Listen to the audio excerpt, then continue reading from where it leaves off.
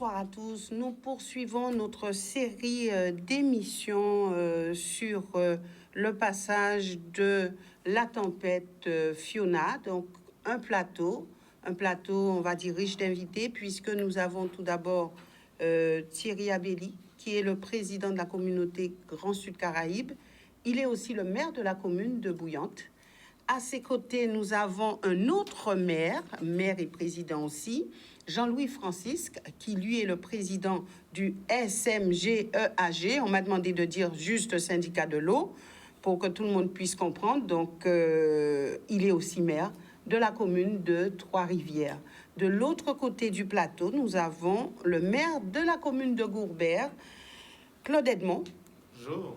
Et puis, Bonsoir. Deux autres maires devraient nous rejoindre d'ici quelques instants, s'ils n'ont pas eu de difficultés sur la route. Donc, nous débutons cette émission avec les trois maires de communes sinistrées, trois maires aussi qui auront à nous parler de leur commune, mais nous irons du côté de l'eau. Nous avons donc un invité bien placé pour nous parler de ce problème d'eau, puisque ces communes sont durement touchées. Alors on verra si certaines ont pu avoir de l'eau, si d'autres n'en ont pas. Et qu'est-ce qui attend cette population dans les jours, les semaines à venir avec le président du syndicat de l'eau. Voilà donc tout d'abord un petit tour d'horizon avec vous sur les communes. Et je débuterai avec Jean-Louis Francisque pour savoir un petit peu chez vous, dans votre commune, comment ça se passe, comment ça s'est passé. Faites-nous un état des lieux. Oui, bonsoir à tous. Donc, c'est vrai qu'il est important de savoir que plusieurs communes ont été touchées, et notamment notre commune de Trois-Rivières. Je rappelle que le cœur du bourg, le centre-bourg, a été difficile d'accès ou impossible. Il était impossible de passer depuis vendredi soir. Donc le bourg de Trois-Rivières est resté inondé, inaccessible, vendredi soir, samedi, toute la journée, jusqu'à dimanche aussi. Et c'est seulement lundi que nous avons pu rétablir une situation. Alors il y a le bourg, il y a la section aussi de bord de mer qui a été fortement touchée et où il y a eu plusieurs administrés qui nous ont fait le retour d'être totalement sinistrés. Alors là, quand vous dites totalement sinistrés, ça veut dire quoi? Mais ce sont des familles qui ont tout perdu. Vous savez, c'est vrai que sur les ondes, on parlait de tempête et non pas de cyclone, c'est vrai. Donc les uns et les autres ont été se coucher, je dirais pas normalement, avec quand même la crainte de la pluie et de ce qui allait se passer, et que pendant la nuit, ils ont été surpris par cette montée importante des eaux et qui a fait que d'un état normal, ces familles se sont retrouvées tout de suite dans une certaine désolation. Donc, nous confirmons et rappelons à ces familles que oui, la municipalité de Trois-Rivières, les agents de Trois-Rivières et toutes les associations, nous sommes aux côtés de ceux et celles qui ont tout perdu. Donc, je profite pour remercier aussi les services de la ville de Trois-Rivières, parce que vous savez, on est une commune modeste et les premiers secours, ils dépendent de nous-mêmes à Trois-Rivières. Ça veut dire quoi? Ce sont les agents de la ville qui ont libéré Trois-Rivières et qui ont permis à ce que Trois-Rivières puisse retrouver un niveau de circulation. Donc je tiens à remercier en mon nom et au nom de toute l'équipe municipale tous ces agents qui étaient à l'œuvre durant toute la journée de samedi, toute celle de dimanche, jusqu'à cet aboutissement du lundi qui nous permet de rétablir la circulation au centre-bourg. Tous ces agents qui nous ont permis dès le dimanche aussi d'aller dans les quartiers. Nous avons constitué plusieurs équipes. Une équipe qui a été dans les quartiers à la rencontre des familles, à la rencontre de ceux et celles qui avaient déjà tout perdu. Et donc, je tenais à remercier déjà ces personnes qui étaient en action. Est-ce que vous avez déjà recensé toutes ces personnes qui ont tout perdu ou carrément des personnes sinistrées? Est-ce que vous savez combien de personnes? Alors, en sinistrés, nous aurons au-delà de la cinquantaine, voire sur nos statistiques, plus de 66 sinistrés, mais des personnes qui ont tout perdu autour de la vingtaine. 20 personnes. Voilà, qui ont tout perdu parce que l'eau a décidé ce jour-là de vous placer au rang des sinistrés. Et je vous dis que c'était vraiment une désolation totale. Et quand vous rencontrez ces familles, vous n'avez pas de mots. Vous êtes là pour leur dire que nous y sommes. Nous serons avec elles, à leur côté, pour leur permettre, déjà à travers notre CCAS, de prendre des dispositions d'urgence rapide au profit de ces familles pour leur permettre de redémarrer, et ensuite, bien entendu, avec les autres collectivités, celles notamment du département, qui nous permettra, département collectivité de toutes les solidarités, qui nous permettra là aussi de porter des réponses directes à ces familles. Voilà. Il faut recommencer à vivre normalement. Donc, est-ce que ces personnes peuvent s'attendre à très rapidement, à ce que vous puissiez réagir très rapidement? On sait qu'il y a des lenteurs administratives. Donc, est-ce que, bon, là, il y a urgence, donc on peut passer à travers certaines démarches? Alors, c'est vrai que la législation française, l'administration française, elle est lourde, et c'est vrai, parce que très souvent, nous devons porter des réponses rapides, mais nous devons aussi rester dans une certaine conformité. Néanmoins, avec les services de la ville, avec notre CCAS, nous ferons en sorte qu'à notre niveau, tout ce qui dépend de Trois-Rivières sera fait dans des délais raisonnables pour nous permettre de patienter pour ce qui est des autres aides, des autres collectivités. Voilà. D'accord. Donc, ces personnes sont nourries, logées alors, pour l'instant, vous savez qu'à dans une pareille circonstance, il y a dans un premier temps cette première solidarité qui joue, c'est-à-dire celle de la famille, celle de la proximité. Donc, ces personnes ont pu retrouver déjà le soutien de leurs proches, ce premier réconfort. Ensuite, nous, notre aide leur permettra de se reconstruire, de repartir, parce que la vie, c'est un éternel départ, donc il faudra repartir, et nous comptons bien être à leur côté pour qu'elles puissent, ces familles, redémarrer très vite. Voilà donc un petit tour d'horizon aussi avec Thierry Abelli. On peut dire que Bouillante a été une commune un peu moins touchée que Basse-Terre, que Trois-Rivières, que Gourbert. Est-ce qu'on peut dire cela? Oui, on peut dire ça, mais avant de pouvoir répondre à cette question, j'aimerais quand même exprimer une pensée pour l'ensemble des Guadeloupéens qui ont été impactés par ce phénomène pluvieux, pour ne pas dire ce phénomène cyclonique. J'ai une pensée toute particulière pour les populations du Sud Basse-Terre, puisque malgré tout, c'est ce territoire-là qui reste le plus impacté par le passage de Fiona. Une pensée particulière pour le quartier de Rivière-des-Pères, puisque dans ce quartier-là, nous avons eu à déplorer un décès tragique. Nous déplorons. Pour revenir sur votre question, oui, effectivement, Bouillante est sinistrée, mais dans des proportions beaucoup moins importantes que le reste du Sud Basse-Terre. Nous avons, en tout cas sur le territoire de Bouillante, des rivières qui sont sorties de leur lit, mais en tout cas dans des proportions moins grandes, moins graves que d'habitude, parce qu'effectivement, en Bouillante, nous avions fait le choix, il y a quelques mois, de faire le curage de certaines rivières.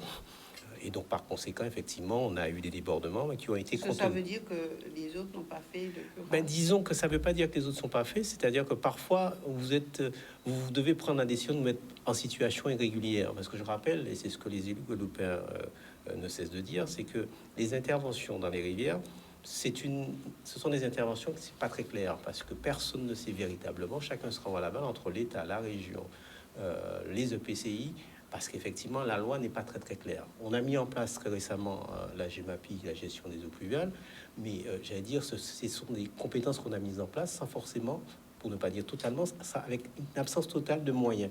Donc on est dans une espèce de flou artistique, et donc, sachant que les collectivités de Guadeloupe n'ont pas forcément les moyens, ça c'est une réalité, et donc on a déjà une difficulté financière à intervenir. La deuxième difficulté que nous avons, c'est que chaque fois que vous voulez intervenir dans l'une des rivières, on vous demande toutes sortes d'études et d'autorisations. Ce qui fait que, voilà, c'est un parcours de combattant alors que vous n'avez pas les moyens. Mais quand vous avez des populations qui ne connaissent que les mers, parce que croyez-moi, quand il y a un problème à Bouillante, à Trois-Rivières ou à Groubert, croyez-moi, c'est pas à Béli qu'on vient voir le président du Corps Sud-Caraïbes, c'est Claude Edmond pour Groubert, Jean-Louis Francisque pour Trois-Rivières et Thierry Abelli pour Bouillante. Donc à un moment donné, vous êtes obligé de vous dire, ben écoutez, pour protéger mes populations, ayant la connaissance de notre territoire, parce que j'allais dire, les zones d'inondation de Bouillante, on les connaît depuis tantôt, je veux dire depuis 95, depuis Louis et Marinine, on sait qu'à Bouillante, on a la zone de Palétuvier, on a la ravine qui passe à côté de la plage de Malandure, on a la rivière Losto, on a la rivière Bourseau et la rivière du Bourg, donc on connaît le territoire. Donc à un moment donné, ben, vous vous dites, je prends le risque d'intervenir parce que ça permettra de sauver mes populations. Et donc, c'est pour ça qu'avec mon équipe municipale, il y a quelques semaines, il y a quelques mois, nous avions fait ce choix-là. Ça nous a coûté cher parce que la ville a dû dépenser une quinzaine de milliers d'euros. Alors, pour certaines communes, c'est pas énorme, mais en tout cas, pour Bouillante, c'est énorme. Et donc, ça a permis de contenir, j'allais dire, les débordements. Mais pourquoi ne pas clarifier les choses pour agir? Ben, pour clarifier les choses, ben, ça nécessite que cette clarification soit portée, en tout cas par tous les partenaires concernés, depuis l'État, depuis la région, depuis les EPCI, mais au-delà de cette clarification. Parce que dites-vous bien, quand il y a un problème de clarification, c'est tout simplement parce que derrière, il n'y a pas de moyens. Parce que si l'État dit « renvoie la balle vers les collectivités territoriales », c'est que l'État... Donc c'est un flou voulu. Je ne dirais pas que c'est un flou voulu, mais disons que c'est un flou qui découle du fait qu'il n'y a pas de moyens financiers pour traiter la problématique. Au-delà de cet aspect financier, il y a aussi des aspects purement administratifs, puisqu'effectivement, on peut comprendre et on entend parfaitement qu'effectivement, on ne peut pas venir passer un tractopelle ou un engin dans le fond, dans le lit d'une rivière, puisque ça remet en cause l'équilibre écologique. On peut l'entendre. Mais à côté de ça, il faut savoir qu'on trouve un juste milieu entre préserver la faune et la flore et surtout préserver la population. Je rappelle quand même, d'ailleurs, moi, ça fait quand même 52 ans que je vis en Guadeloupe, que je vis dans cette partie du territoire qui est la côte sous le vent. À l'époque où on faisait des curages, ou en tout cas il y avait des interventions dans les lits de rivière, je n'ai jamais le souvenir, je parle sous le contrôle de mes collègues qui sont aussi de la zone, de voir de l'herbe de Guinée dans les rivières. Depuis quelques années, nos rivières sont envahies en côte sous le vent par cette herbe-là. Alors, on peut expliquer quelle est la cause, je veux dire. Et pourtant, on y interdit toute activité humaine. Donc voilà. Vous n'avez pas terminé. En tout cas, sous cet aspect-là, je vous en ai terminé. Et donc, j'ai l'impression qu'il y a, et donc, il y a des choses que vous n'avez pas dites. Et... Non, j'ai dit l'essentiel, mais en tout cas sur Bouillante. Donc, on a été beaucoup moins impacté que nos communes, enfin les autres communes du territoire comme Vieux Habitants, Basse-Terre, Trois-Rivières ou Cap-Esther. Mais en tout cas, il y a quelques sinistrés sur Bouillante, puisque la zone d'activité économique, le centre commercial de l'Hosto, a été inondé. Bon, c'est vrai que la vie a repris son cours, donc le centre est ouvert depuis lundi, mais en tout cas, Bouillante est sinistré dans des proportions bien moindres que le reste du territoire. Y a-t-il des familles en difficulté chez vous qui ont besoin d'aide? En difficulté, non. C'est sûr qu'il y a des gens qui ont perdu du mobilier, puisque l'eau est rentrée chez ces personnes-là, donc de quelques centimètres, donc suffisamment pour permettre que ces populations-là perdent ce dont ils disposaient, mais en tout cas pas suffisamment pour que ces gens-là soient hébergés ailleurs ou ne puissent pas revenir chez eux. Quelques rares exceptions. Voilà. Merci. Nous partons de l'autre côté du plateau avec le maire de la commune de Gourbert, Claude Edmond. Chez vous, il y a eu quand même quelques difficultés. Oui, on est, je dirais, si vous situez la situation, on est entre les communes très touchées et Bouillante, c'est-à-dire on a pris un peu comme Bouillante des dispositions avant, c'est-à-dire on fait assez régulièrement et le curage des canaux, des canalisations, ça nous a permis aussi de réguler la vague d'eau sur le territoire de Gobert, mais on a énormément de dégâts, surtout sur les infrastructures. Donc, on a beaucoup signalé Rivière-Sens, avec aussi des activités économiques, qui a du mal à réguler. On a du mal toujours à réguler l'activité humaine. Et c'est vrai, on n'a plus accès à Rivière-Sens, qui est à proximité de Vieux-Fort et de Trois-Rivières. C'est un circuit très fréquenté, notamment pour le matin pour les parents, les élèves, les écoliers, les lycéens. Donc c'est un pan aussi de l'activité économique, les commerçants, les restaurateurs, des activités nautiques. Donc vous avez beaucoup d'entreprises qui sont sinistrées avec des des agents qui seront salariés, qui seront en chômage technique. Combien? Vous savez combien d'entreprises? On a quelques chiffres qui remontent du CNRBT, voilà, qui emploie des maîtres nageurs, il y a une activité de 40 000 agents, donc enfants qui fréquentent cette association. Donc forcément, il y aura peut-être 5 ou 6 personnes en chômage technique. Donc on a une pensée pour tous ceux qui font vivre Rivière-Sens. Je parlais des commerçants parce que quand vous n'avez pas, on a l'électricité aujourd'hui, mais quand vous n'avez pas d'eau et Internet ne fonctionne pas, ça réduit l'activité économique. Mais ça, c'est l'aspect économique. Mais au niveau, je veux dire, de l'humain, vous avez des familles qui sont touchées, mais j'ai surtout vu dans mon parcours mes pérégrinations sur le territoire, de la dignité des gens qui me disaient dès 1h du matin ne dormaient pas et qui évacuaient l'eau de leur domicile.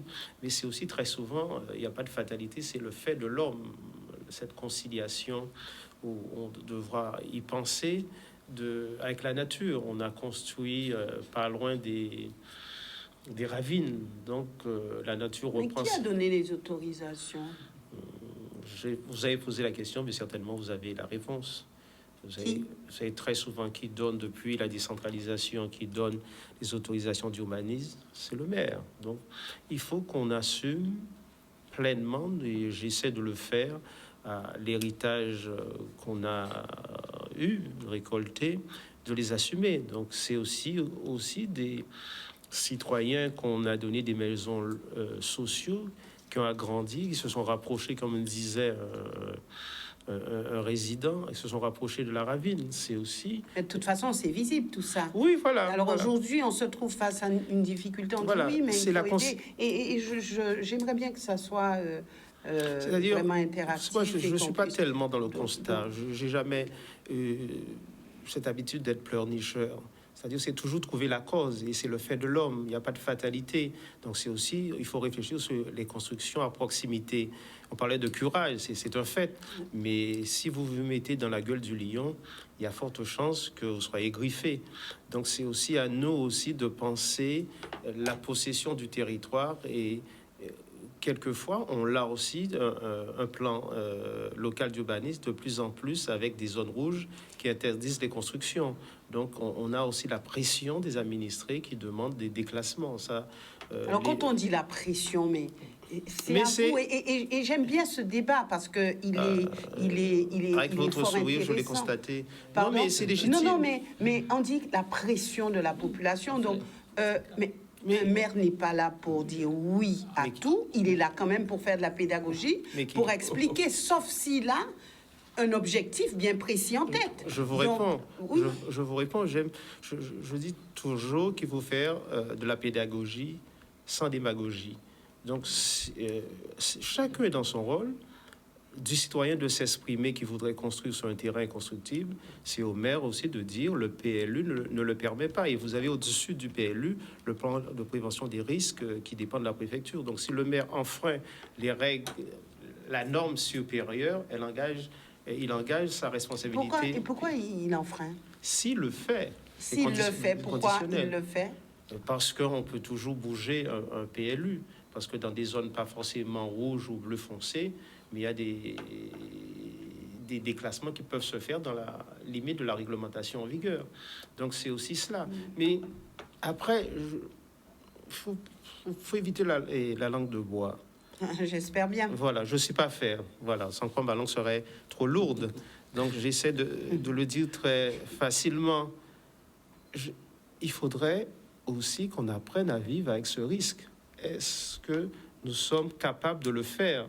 Est-ce qu'on peut trouver le juste milieu entre la protection des individus et l'exploitation économique, ou aussi trouver des lieux pour développer les logements sur le territoire de la Guadeloupe? Est-ce qu'on peut aussi déloger ceux qui sont dans les zones à haut risque? Ça se fait. Et leur dire, bon, il faut sortir de chez vous, vous avez agrandi, vous avez fait tout ça, mais il va falloir sortir et aller ailleurs. J'ai même pris des arrêtés. Et j'ai même vu, et c'est tout en son honneur, le courage de mon prédécesseur également de prendre des arrêtés d'interdiction d'habitat.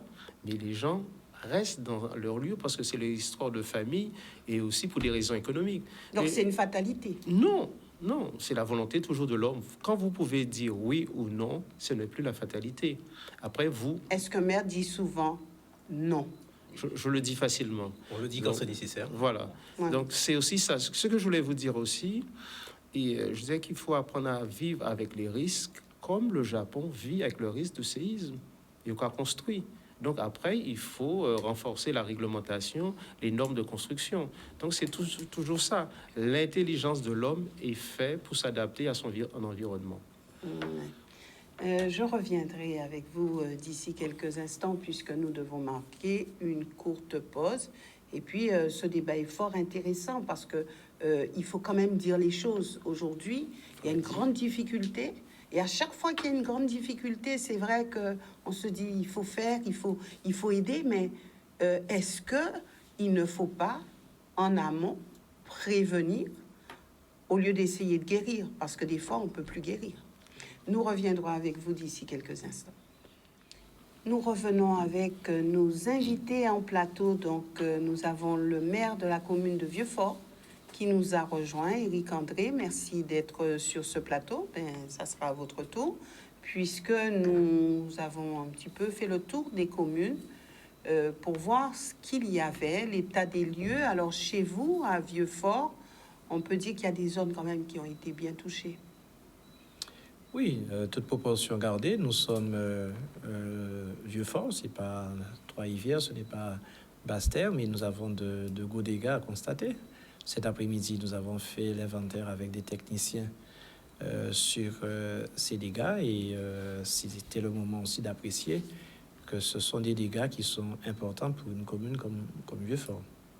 Et donc, nous n'avons pas eu de victimes de vie humaine, mais bon, nous avons quand même eu de grosses difficultés qui sont liées à la particularité que nous avons à Vieux-Fort, c'est que la topographie, avec la dizaine de ravines qui ont été des rivières auparavant, on peut quitter leur lit et ont provoqué des dégâts que nous devons constater aujourd'hui. Quelles sont les zones les plus touchées et quels sont les dégâts qui ont été constatés? Nous avons des dégâts des eaux sur l'ensemble du territoire, mais nous avons particulièrement le quartier de l'Anse-du-Puy, qui est vraiment touché par cette ravine La Croix, et le port de pêche aussi, qui a énormément souffert de cette situation. Et ensuite, après, une dizaine d'habitations ont été aussi inondées, avec encore de grosses difficultés à pouvoir envisager l'avenir. J'ai entendu tout à l'heure que l'habitation sur ces zones-là avait aussi été en partie en cause pour un certain nombre de conséquences que nous avons constatées. C'est vrai aussi à Vieux-Fort. Nous avons de l'habitat proche des ravins et qui fait que finalement, la situation est celle que nous avons constatée malheureusement, des dégâts importants sur ces lieux d'habitation. Combien de familles sinistrées chez vous? En termes de familles, on ne peut pas dire que nous ne pouvons pas dénombrer exactement, mais nous pouvons dire qu'il y a une dizaine d'habitations avec des difficultés qui ne sont pas allées jusqu'à du relogement.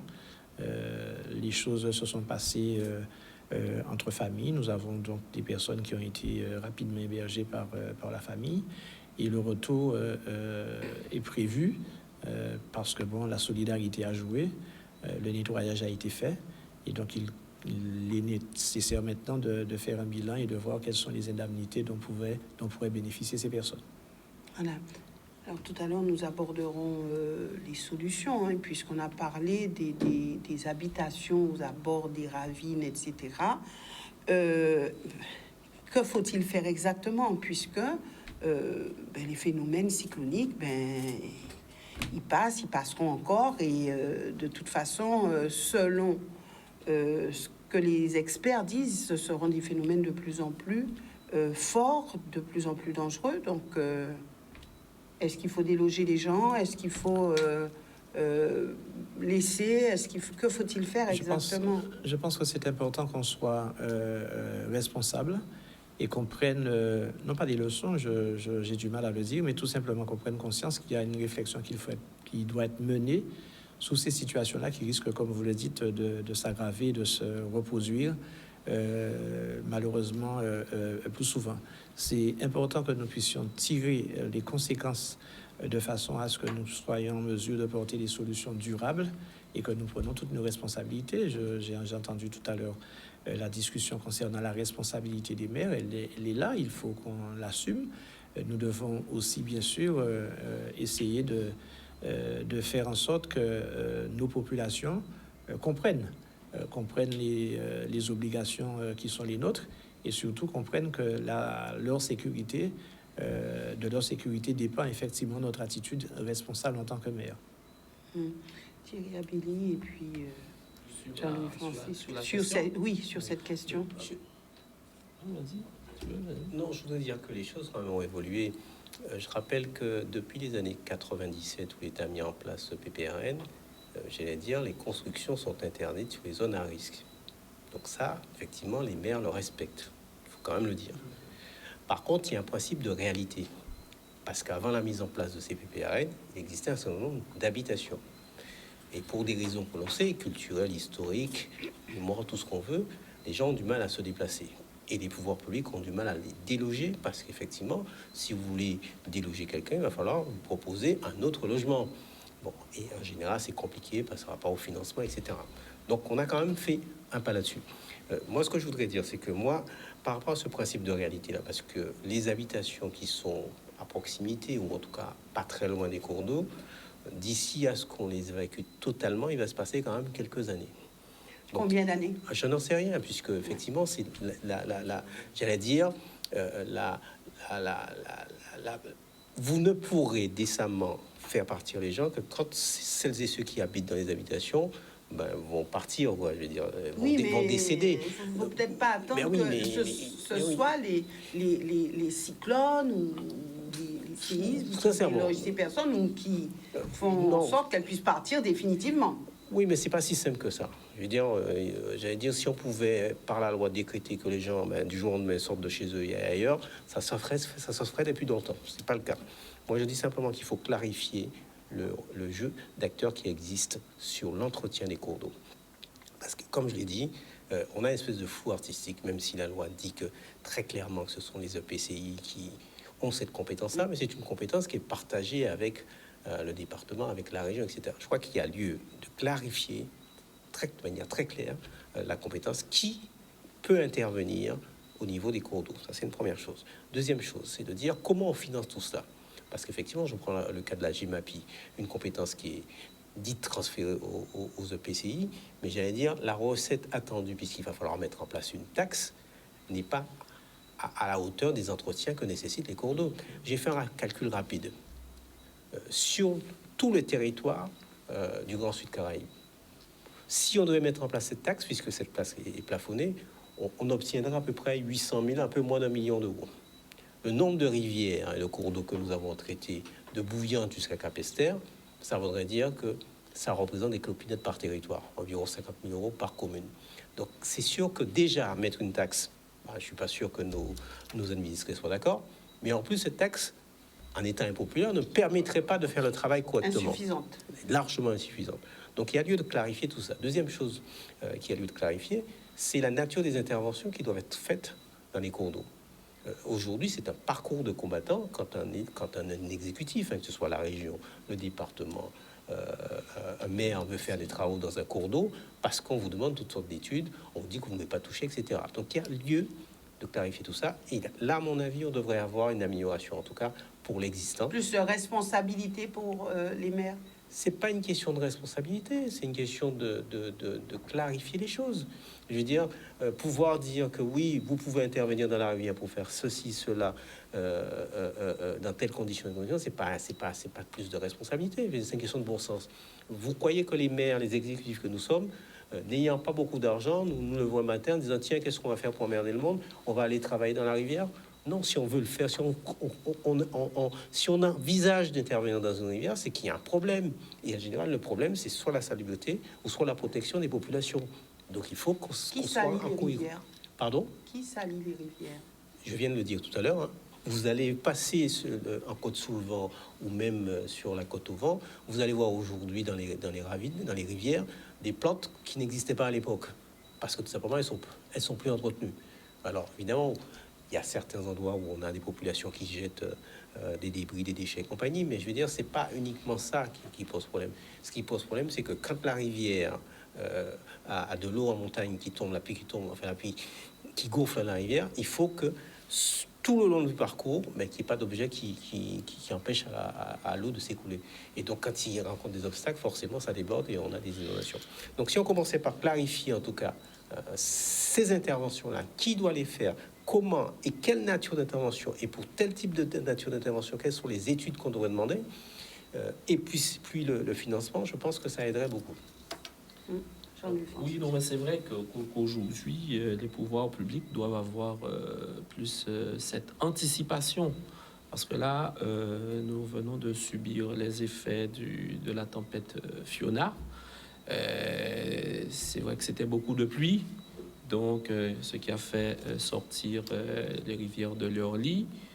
Mais demain, ça pourrait être aussi le tremblement de terre, ça pourrait être aussi le volcan, et par conséquent, il va falloir anticiper, hein, ne pas attendre à ce que ces événements arrivent et que ces événements mettent toutes nos populations en détresse, et pour que nous puissions commencer à agir. Alors, s'agissant des rivières, donc on a parlé du curage, on a parlé de l'entretien qui doit être renforcé, qui doit être revu. Le président Abelli parlait effectivement de cette notion de financement aussi. Donc, l'État doit aussi nous accompagner, c'est-à-dire permettre à ce que nous puissions avoir les moyens de mettre en action les différentes les différentes compétences qu'on nous demande aujourd'hui d'exercer. Alors, avez-vous déjà eu cette discussion avec l'État? Je ne dirais pas qu'on l'a eu de manière formalisée. D'ailleurs, c'est pour ça que certains d'entre nous, et d'une manière globale, cette nouvelle génération d'élus demande un rapport différencié entre le pouvoir local et le pouvoir national, parce que, j'allais dire, notre interlocuteur sur le plan réglementaire, quand on a des interventions à faire sur le terrain, ce qu'on les services de l'État, donc en l'occurrence essentiellement la DEAL, les services déconcentrés de l'État. Et donc, je veux dire, on applique tout simplement, je veux dire, le code de l'urbanisme, enfin les différents codes qui sont à leur disposition. Donc c'est pour ça qu'on demande simplement à revoir la nature de nos relations, de manière à ce que... Je ne suis pas en train de dire qu'il faut enlever tous les verrous pour permettre aux élus locaux de faire tout ce qu'ils veulent, tout et n'importe quoi, vous direz certains. Ils font n'importe quoi, les élus? En tout cas, en entendre certains, les élus font n'importe quoi. Sinon, on n'aurait pas cette défiance au jour d'aujourd'hui vis-à-vis des élus. Mais ce que je dis simplement, c'est que en faisant preuve de bon sens et de pragmatisme, en tout cas, les interventions au niveau des rivières, il y a à clarifier les choses. Il y a à simplifier les choses aujourd'hui. Parce que, j'allais dire, ce qu'on nous empêche de faire de manière préventive, allez voir, en tout cas, je le constate tous les jours en passant à Bouillante, Fiona a fait exactement ce que les élus demandent à faire, c'est-à-dire après son passage, il n'y a plus rien au fond de la rivière. Non, mais je vous assure, les rivières de Bouillante, que ce soit l'Hosto, que ce soit Bourseau, etc., il n'y a pas une pierre au niveau, sur le fond de la rivière. C'est-à-dire ce qu'on nous empêche de faire de manière préventive, la nature se charge de le faire. Alors, c'est vrai, qui doit initier donc cette discussion avec l'État? Vous êtes les maires de Guadeloupe. Si vous faites bloc, vous aurez quand même une force pour être entendu. Ça sera quand même les maires de Guadeloupe qui se mobilisent autour de cette question.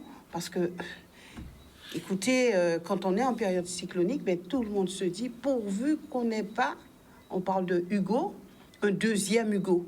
Donc tout le monde a peur de ce deuxième Hugo, et pourtant on se rend compte qu'il y a des choses qui piétinent. Oui, c'est-à-dire qu'il faut se préparer pour les événements, parce que c'est vrai que là, Fiona n'était pas Hugo et a fait autant de dégâts. Donc il ne faudrait pas qu'on puisse se dire qu'il faut qu'on se prépare à Fiona. Il faut se préparer pour les ouragans, il faut se préparer aussi pour les situations de tempête. Cela veut dire quoi? Cela veut dire que dans les décisions politiques qui doivent être prises, elles doivent être prises dans une anticipation. Tout à l'heure, vous avez parlé de certains logements qui seraient, allez, je le qualifie ainsi, mal positionnés, c'est-à-dire aux abords des rivières. Mais là, il va falloir aller vite. Quoi faisant? En quoi faisant, je pense que la concertation a déjà démarré avec les administrés qui sont concernés, mais il faudrait aller quand même encore plus vite pour que d'ici quelque temps, qu'il n'y ait pas d'habitation se trouvant dans ce genre de cas. Bon, on le voit, et quelle que soit la commune dans laquelle on se situe, on voit aussi que certains riverains usent de leur position pour pouvoir élargir leur domicile. Hein. Alors en clair, usent de leur position, ça veut dire quoi en clair? C'est-à-dire qu'ils sont positionnés depuis déjà quelque temps à proximité d'un cours d'eau et par conséquent, ils oublient que ce cours d'eau un jour retrouvera sa véritable place, à savoir passer au plein milieu de la maison, et par conséquent, certains se permettent de pouvoir aménager, on dirait, cette partie trop proche du cours d'eau, et c'est tout à fait normal que quand des situations exceptionnelles se présentent, la nature reprend son droit. Donc, on invite ces populations. Nous savons que c'est difficile de pouvoir se déraciner à une zone, à une terre, à une section, mais il est important, dans le cadre de la sécurité de tous, que ces personnes puissent aussi faire le pas, même si ce sera un pas douloureux. Est-ce que vous êtes prêt à aider ces personnes à sortir de là où elles sont? Je voudrais quand même dire sur la question.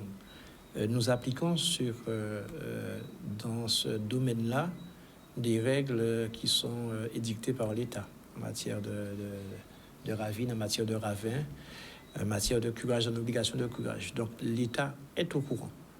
Nous faisons remonter, je ne dirais pas quotidiennement, mais nous faisons remonter toujours les demandes venant de nos administrés qui nous signalent les dangers que constitue le manque de nettoyage de ces ravins. Donc l'État est au courant.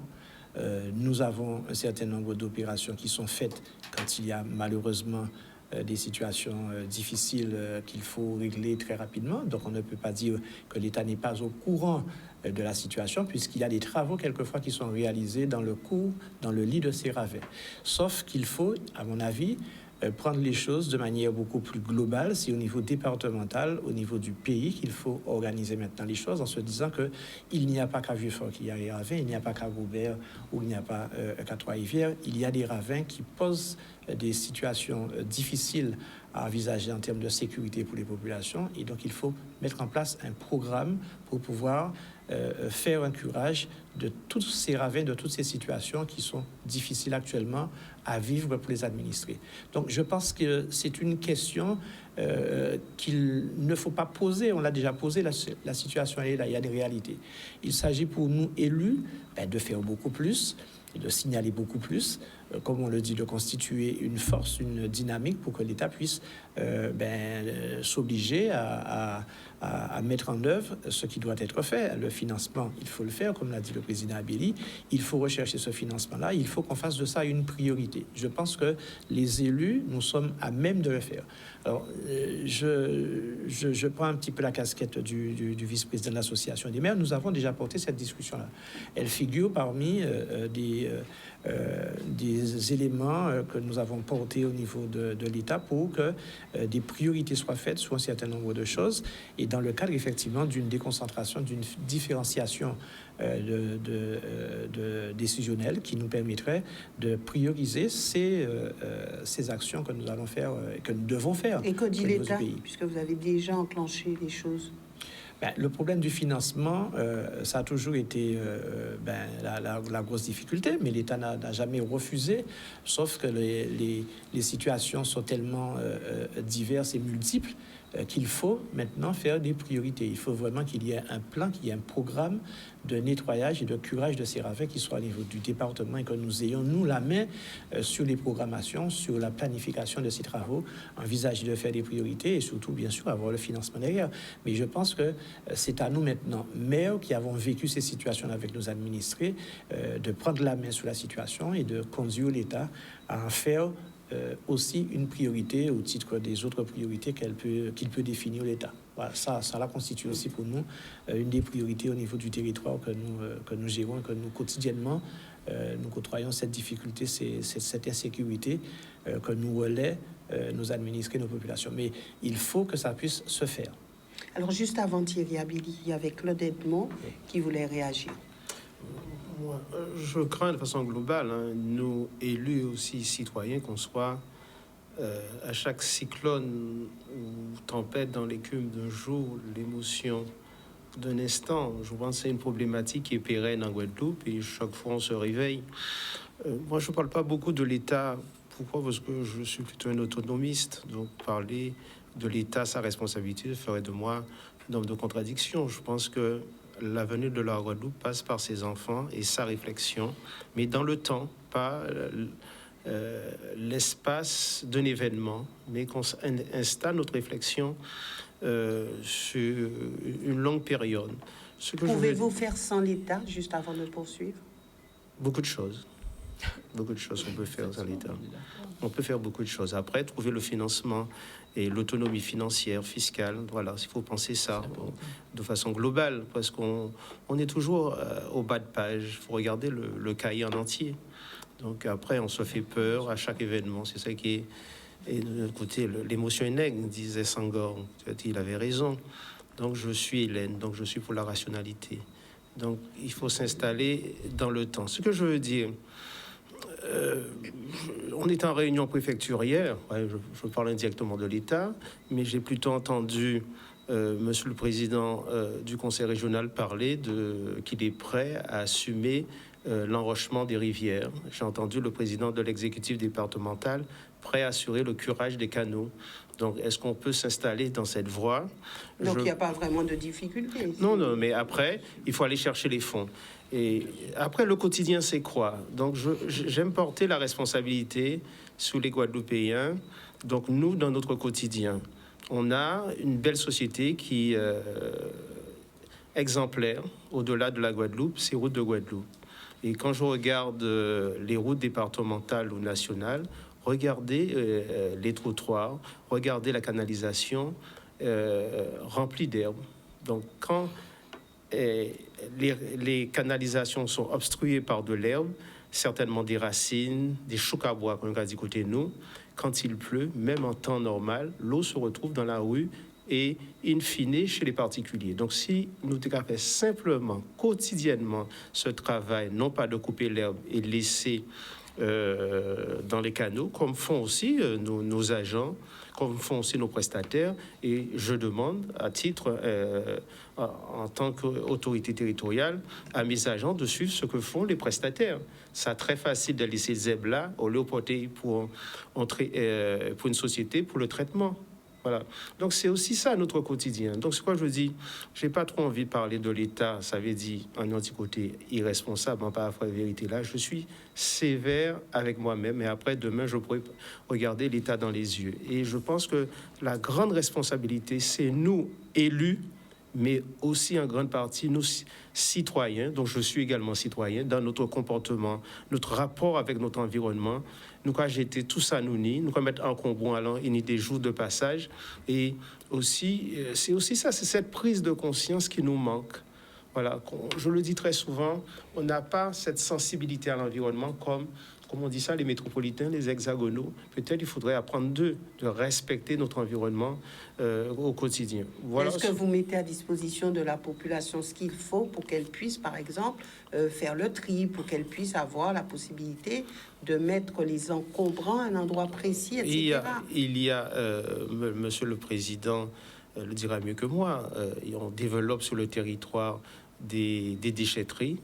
Et il y a aussi la collecte collective qui est développée progressivement sur le territoire, mais aussi il y a aussi ce respect de son pays, qui est quelque chose qui est plus grand que nous, la Guadeloupe. Hein. Donc quand vous déposez à côté des apports collectifs des gravats, quelquefois des professionnels ou bien des professionnels du week-end, est-ce que vous respectez votre pays? Est-ce que nous, élus, on doit jouer à minuit au fond d'une impasse le père Fouettard? Voilà, c'est responsabilité à nous, Guadeloupéens. Oh, on peut être... Voilà, c'est tout cela. Donc, on assume, nous, élus, nos responsabilités, mais il faut que nous, Guadeloupéens, et en même temps, quand on dit nous, Guadeloupéens, ce sont aussi nous, élus, nous nous regardons dans les yeux et de dire, est-ce que je respecte mon pays? Et à chaque fois, quand ils ont de l'eau montée, nous jouons les pleurnicheurs. Donc, la responsabilité, c'est en nous. Tous ceux qui arrivent à la mer, et tous les déchets, les encombrants, c'est le non-respect de nous-mêmes, de notre environnement. Hein. Voilà. Je crois qu'il va falloir quand même qu'on fasse bien la différence entre l'attitude que nous avons de responsabilité, l'attitude citoyenne, et puis les grands travaux qui sont nécessaires et qu'on voit.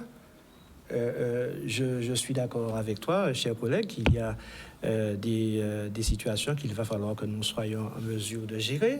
Ça s'appelle l'éducation, ça s'appelle la responsabilisation, mais il y a des réalités, il y a des travaux qu'il faut faire. Ces travaux-là ne vont pas se faire par une éducation, par tout simplement des attitudes citoyennes. Les grands travaux nécessitent donc des projets d'envergure, de façon à pouvoir remettre un lit de ravine en état, de pouvoir sécuriser les populations au niveau des berges. C'est de ça qu'on parle.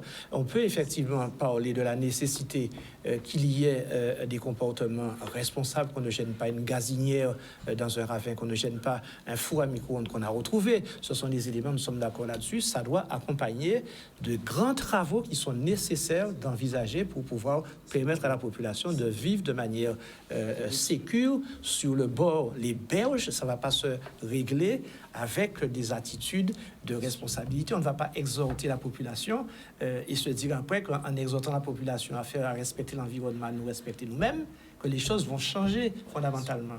Il va y avoir, comme tu le dis bien, toujours des situations. Il va y avoir d'autres cyclones, il va y avoir d'autres tempêtes, il va y avoir d'autres crues.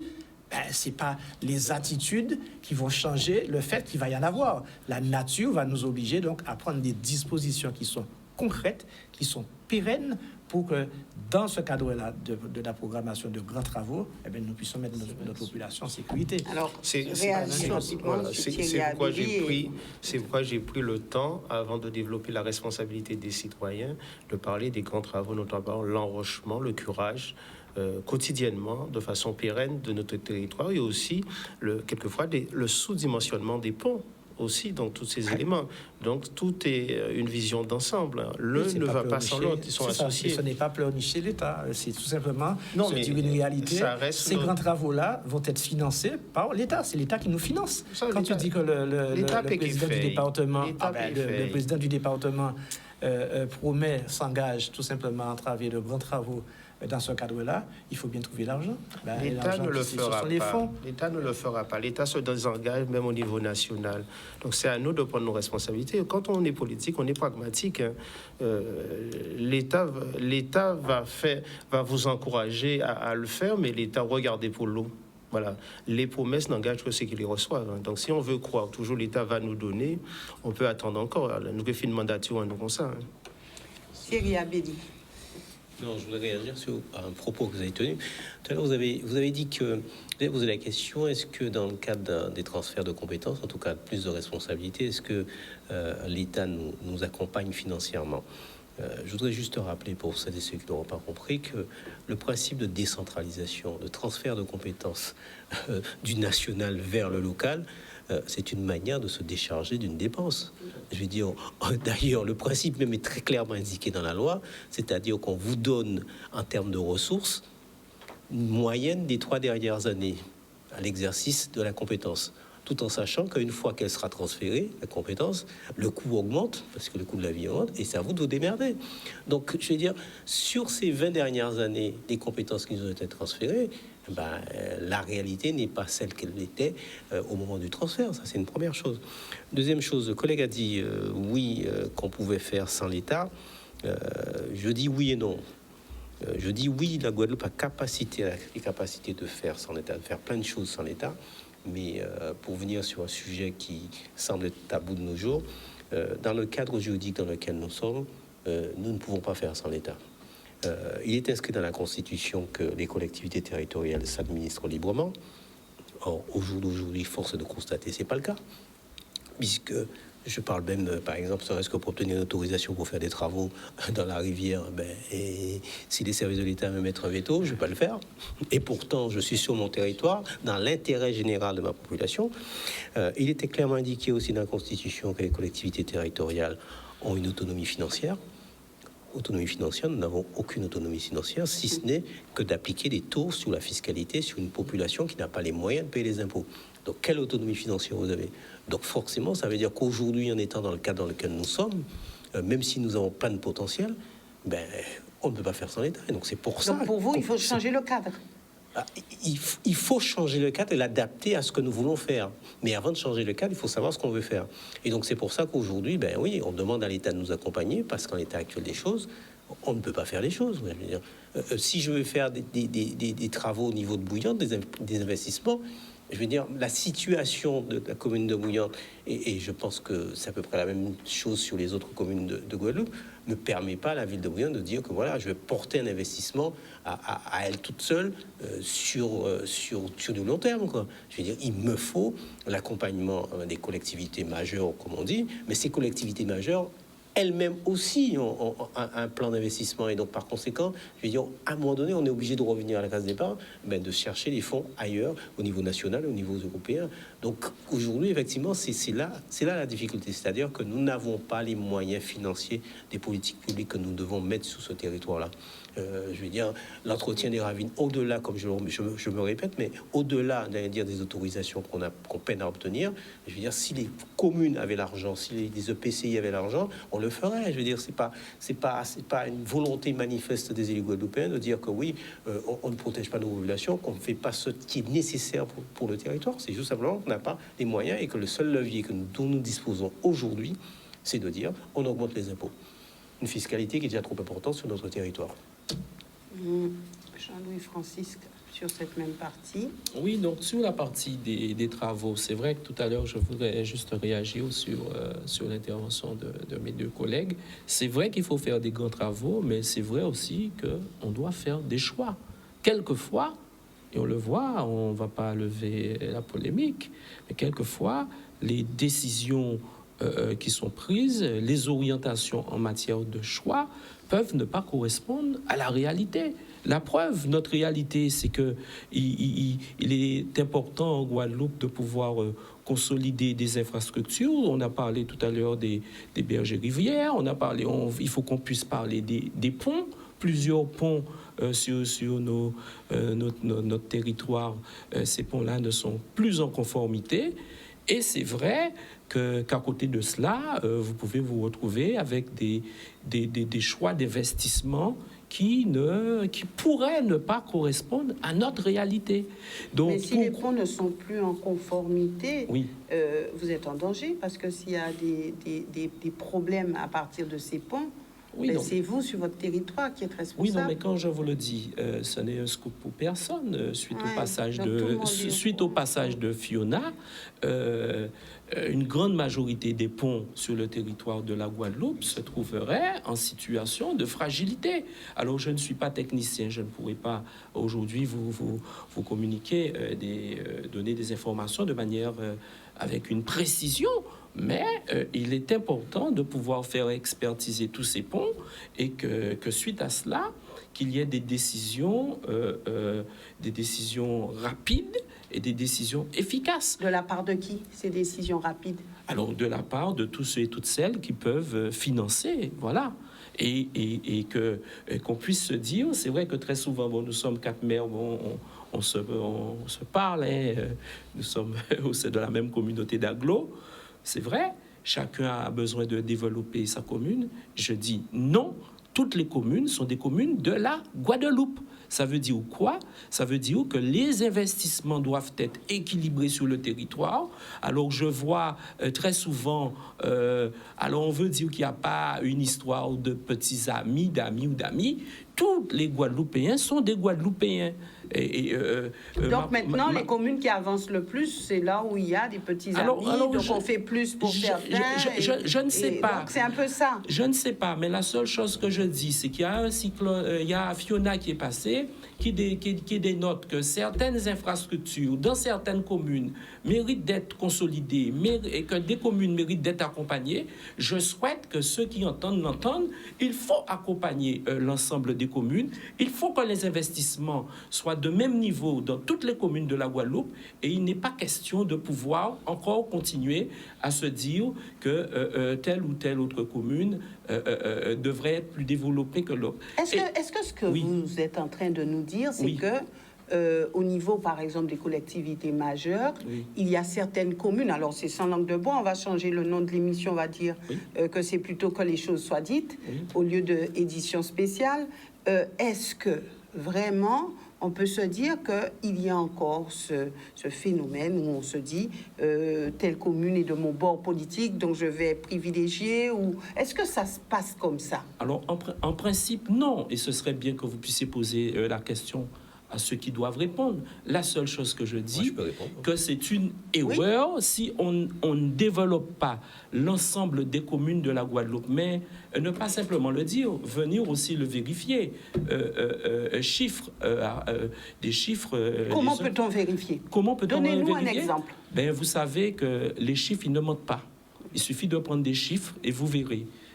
Si vous avez un total, vous comparez les plus grands chiffres par rapport aux plus petits et vous un exemple pour que ceux qui vous écoutent puissent comprendre, puisque là, vous êtes en train de dire des choses à la population. Non, mais ce que je dis à la population, sur le territoire de la Guadeloupe, quel que soit là où on se trouve et quelle que soit la commune, je vais pas citer de commune.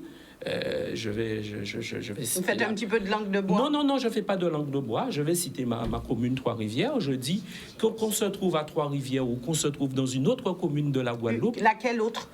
Une autre commune. Prenez celle que vous voulez. Non, c'est vous qui choisir. Non, mais moi, vous prenez celle que vous voulez. Nous devons nous dire que nous sommes des Guadeloupéens. Et je le dis souvent, le touriste, quand il vient en Guadeloupe, s'il passe dans une commune, les routes ne sont pas faites. S'il passe dans une commune, les équipements ne sont pas bons. S'il passe dans une commune, il n'y a pas d'eau, il y a un problème électrique. Mais dites-vous bien, même si dans les 31 autres communes, tout se passe bien, quand le touriste rentrera à Paris, il dira à sa famille, n'allez pas là-bas. Donc on peut comparer Trois-Rivières et Bouillante, par exemple. Alors, vous pouvez faire les comparaisons que vous voulez. Ce que je demande, c'est que les communes, y compris Trois-Rivières, y compris que les autres communes, soient considérées au même niveau en matière d'investissement. Parce que tout à l'heure, je vous ai dit, et ce n'est pas... allez, je ne me lâche pas. Je vous ai dit... Mais lâchez-vous, vous mais pouvez, je peux me lâcher. Oui, lâchez-vous. Ce sont les employés de la commune de Trois-Rivières, les élus de Trois-Rivières et les prestataires que nous avons sollicités qui ont libéré Trois-Rivières. Vendredi, samedi, dimanche, lundi. Et je veux comprendre, je veux entendre qu'il y a eu des dégâts partout. Et là, comme on a dit, une pensée pour tous ces Guadeloupéens. Mais aujourd'hui, c'est nous avons pu libérer parce que effectivement, nous avons pu avoir nos moyens aussi pour mettre à la disposition de cette population. Mais je dis que toutes les communes sont des communes et elles doivent être considérées au même titre. Les présidents des collectivités majeures sont passés chez vous, ils sont venus vous rendre visite. Oui, alors qu'est-ce que vous voulez dire? Oui. Donc, c'est que vous êtes quelque peu considéré aussi. Oui, mais je ne demande qu'une chose, aidé. c'est de l'action directe pour les populations. Voilà, c'est ce que je demande. Une action directe pour les populations. C'est vrai, nous sommes des politiques, nous avons un bon verbal. Là, maintenant, les populations attendent des décisions et des actions. Nous attendons aussi des décisions et des actions concrètes et non pas quelquefois, des courses en avant à la communication. Voilà. Thierry Abédi, oui. Non, mais moi, sur la question que vous posez, je peux répondre. Je veux dire, Bouillante, depuis que je suis maire, a été victime de traitement inégalitaire. Vous aussi. Je veux dire, toute la Guadeloupe en a été témoin, la population de Bouillante, en 2015, quand la région a dit, ben voilà, Bouillante, elle obtiendra moins que les autres, tout simplement parce que son maire n'est pas assis du bon côté. Le département agit comme ça. Moi, ce que je dis simplement, c'est qu'aujourd'hui, les choses tendent à changer. Bon, vous entendez tout le temps le président Charles qui le dit, le président Losbar est à la tête du département. Moi-même, je suis à la tête d'un EPCI sur lequel, d'ailleurs, j'ai des communes qui ne sont pas de la même sensibilité politique que moi. Et je leur dis souvent, d'ailleurs, le même discours. C'est-à-dire que notre vie démocratique est rythmée par deux temps. Le temps des élections, c'est un rapport de force. Et donc, j'allais dire, c'est le plus fort qui gagne. Et c'est vrai, quand je le dis, les gens sont choqués. Et le temps, j'allais dire, du travail, où après les élections, on se met au travail. Et moi, depuis que je suis à la tête du Grand Sud Caraïbes, aucun maire ne peut dire que Thierry Abelli a eu des actions discriminantes ou inégalitaires par rapport à notre territoire. Et j'y veille. Parce que c'est ça aussi, je veux dire, c'est comme ça qu'on va changer notre territoire. Il faut avoir une nouvelle perception, se dire que voilà, quand on est en responsabilité au sein d'une collectivité, il faut qu'on travaille pour le territoire et non pas pour un tel ou un tel. Ça, c'est la première chose.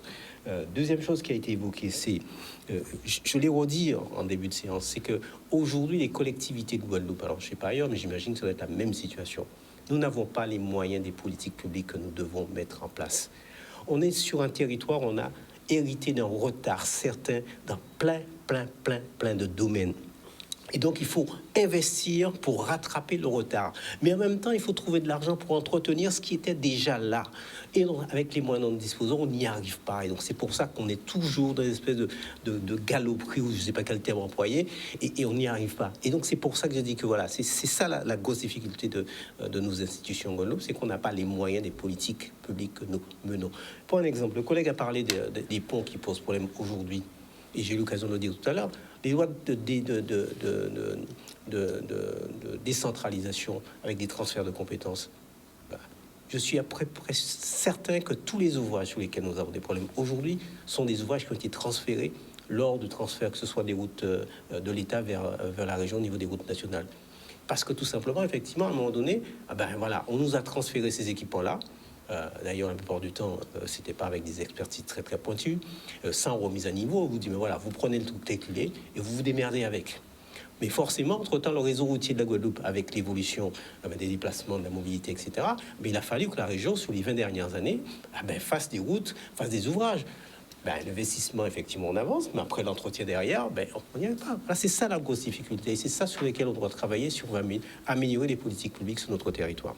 C'est de dire, voilà, par rapport à nos besoins, par rapport à ce qui existe, par rapport à là où on veut aller, comment trouvons-nous le financement sans que ça soit sorti de la poche des Guadeloupéens? Évidemment, il faut que tout le monde contribue à la juste proportion de ses revenus.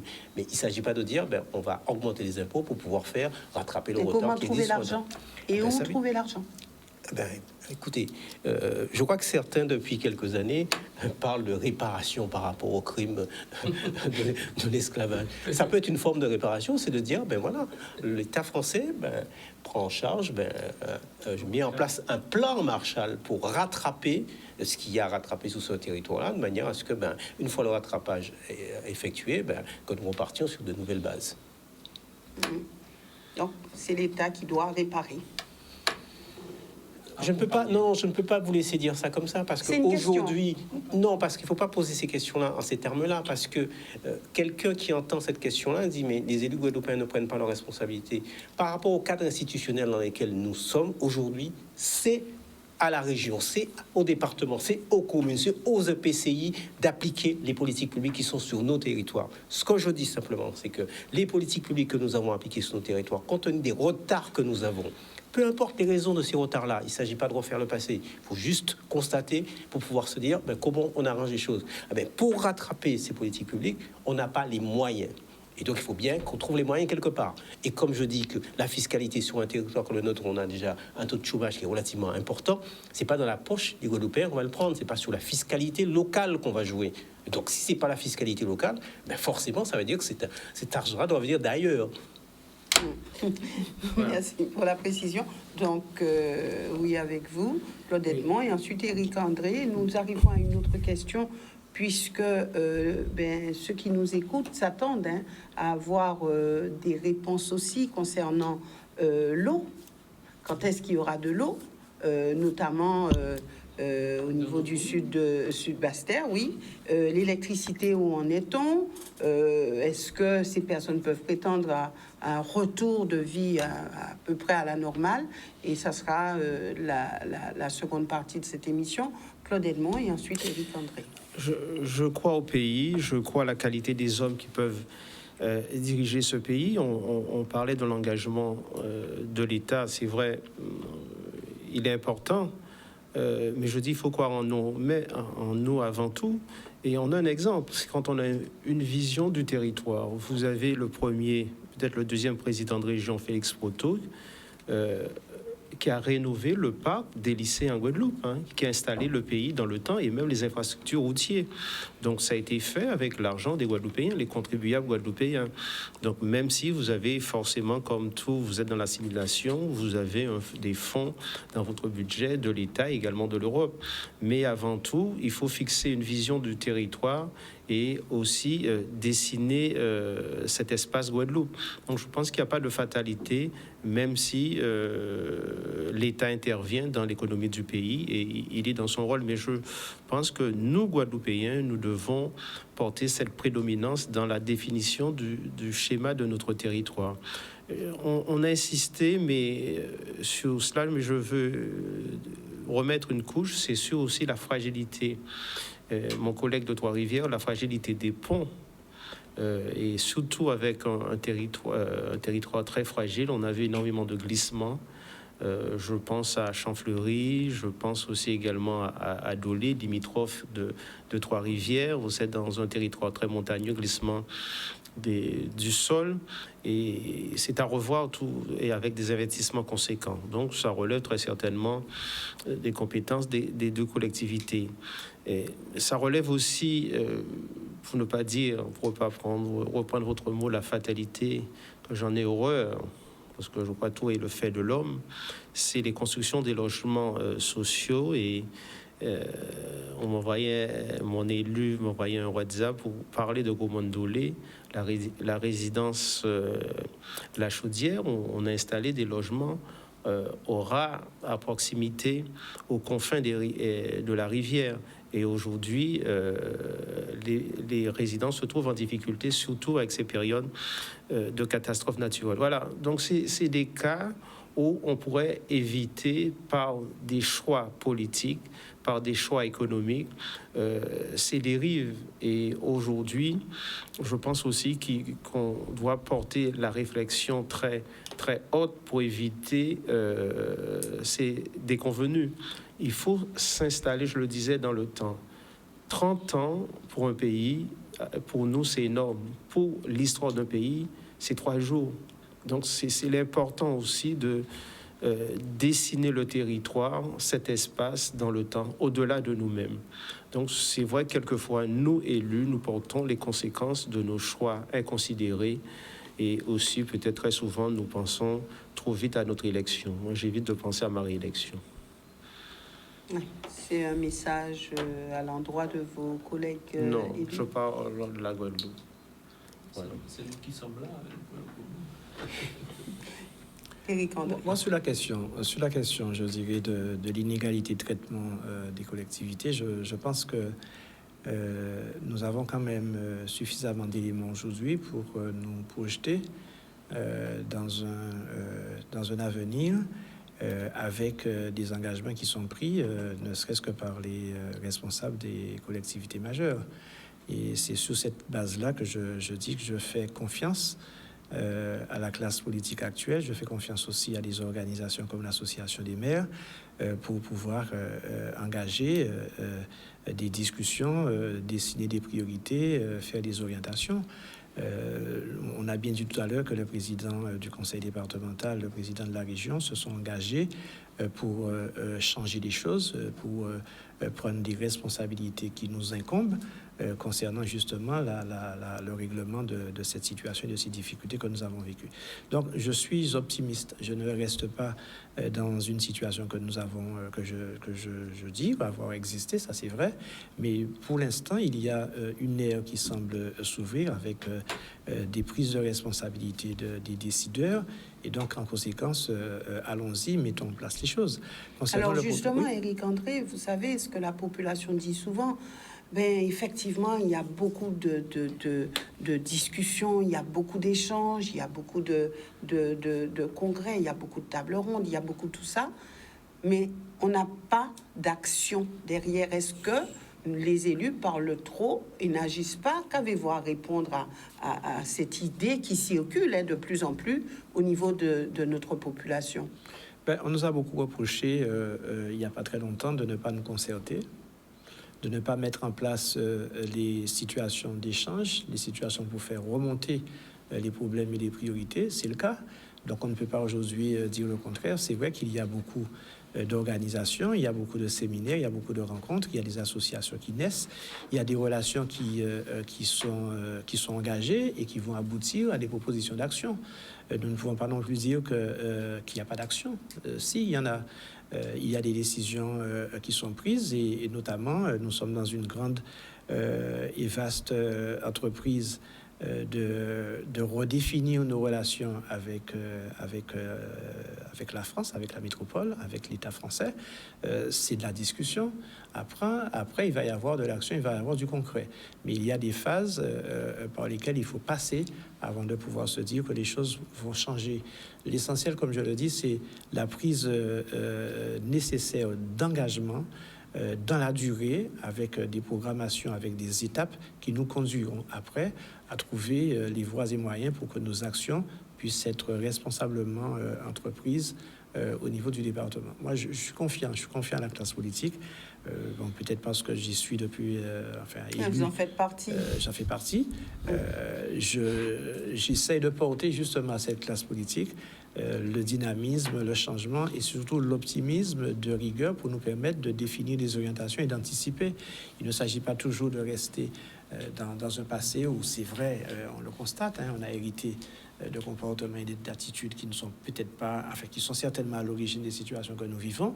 Mais après, il faut réagir. Nous n'allons pas rester éternellement dedans. Nous sommes impliqués pour permettre à la population de retrouver des éléments d'un confort, d'une existence qui est digne d'être vécue. Et donc, en conséquence, mettons-nous au travail. Je suis sur cette dynamique-là. D'accord, nous devons marquer une courte pause, mais Thierry Abédi, sur cette partie, si vous êtes bref, vous pouvez y aller. Oui, très rapidement, vous dire que vous avez parlé de l'inaction des élus. J'ai une définition particulière de la politique. Je dis souvent que la politique, c'était un rapport de force. Si vous êtes fort, on vous écoutera. Si vous êtes fort, on vous suivra. Et cette notion de force en politique, elle s'apprécie par rapport à la population qui est derrière vous.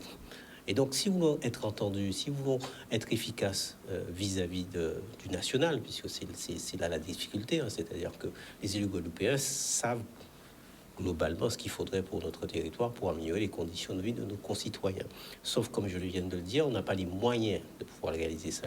Et les moyens existent au niveau national. Si on n'est pas entendu, c'est tout simplement parce que derrière, nous n'avons pas notre population derrière nous. Et pour avoir notre population derrière nous, il faut que les politiques publiques que nous mettions en place soient satisfaisantes pour les populations. Il faut que les populations s'y retrouvent. Donc, vous voyez, c'est un peu la boucle. Il nous faut être fort pour pouvoir être fort et entendu à Paris. Et pour pouvoir être fort, il nous faut satisfaire nos populations qui sont derrière nous. Donc c'est cette équation-là qu'il nous faut résoudre pour que derrière, l'efficacité de nos actions soit réelle et effective. Et vous pensez pouvoir résoudre cette équation? Il va falloir, parce que sinon ça voudra dire jeter la clé et ne plus rien faire. Non, j'y crois très sincèrement. Évidemment, ça nécessite de la discussion, ça nécessite de la concertation, ça nécessite aussi de la patience.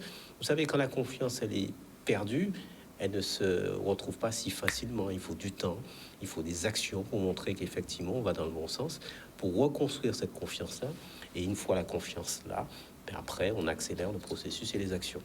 Merci à vous. Nous marquons une courte pause et nous revenons avec vous.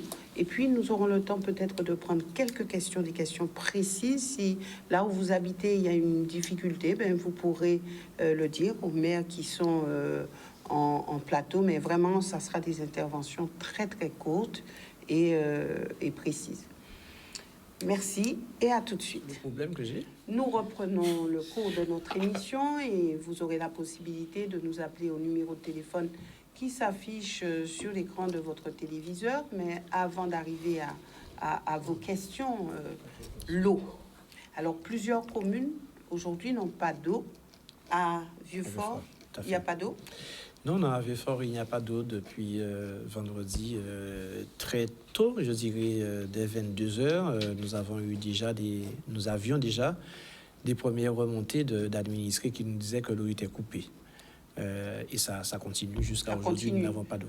À Gourbert, Ah, aujourd'hui, J'ai vu la dernière Sûr, c'est liste pas ce qui est marqué, là, publiée attention.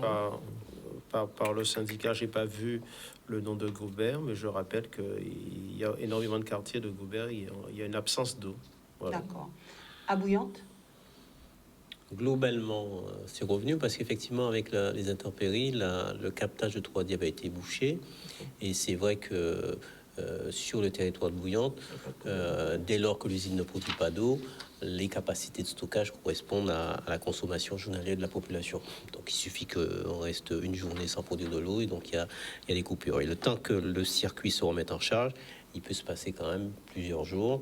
Et donc Trois-Diables a recommencé à produire il y a, je crois, c'est lundi.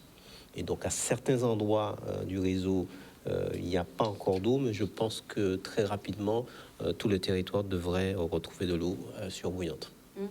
à Trois-Rivières, Bon, à Trois-Rivières, donc il y a des secteurs, bien avant la tempête Fiona, hein, des secteurs qui étaient en forte situation de crise, hein.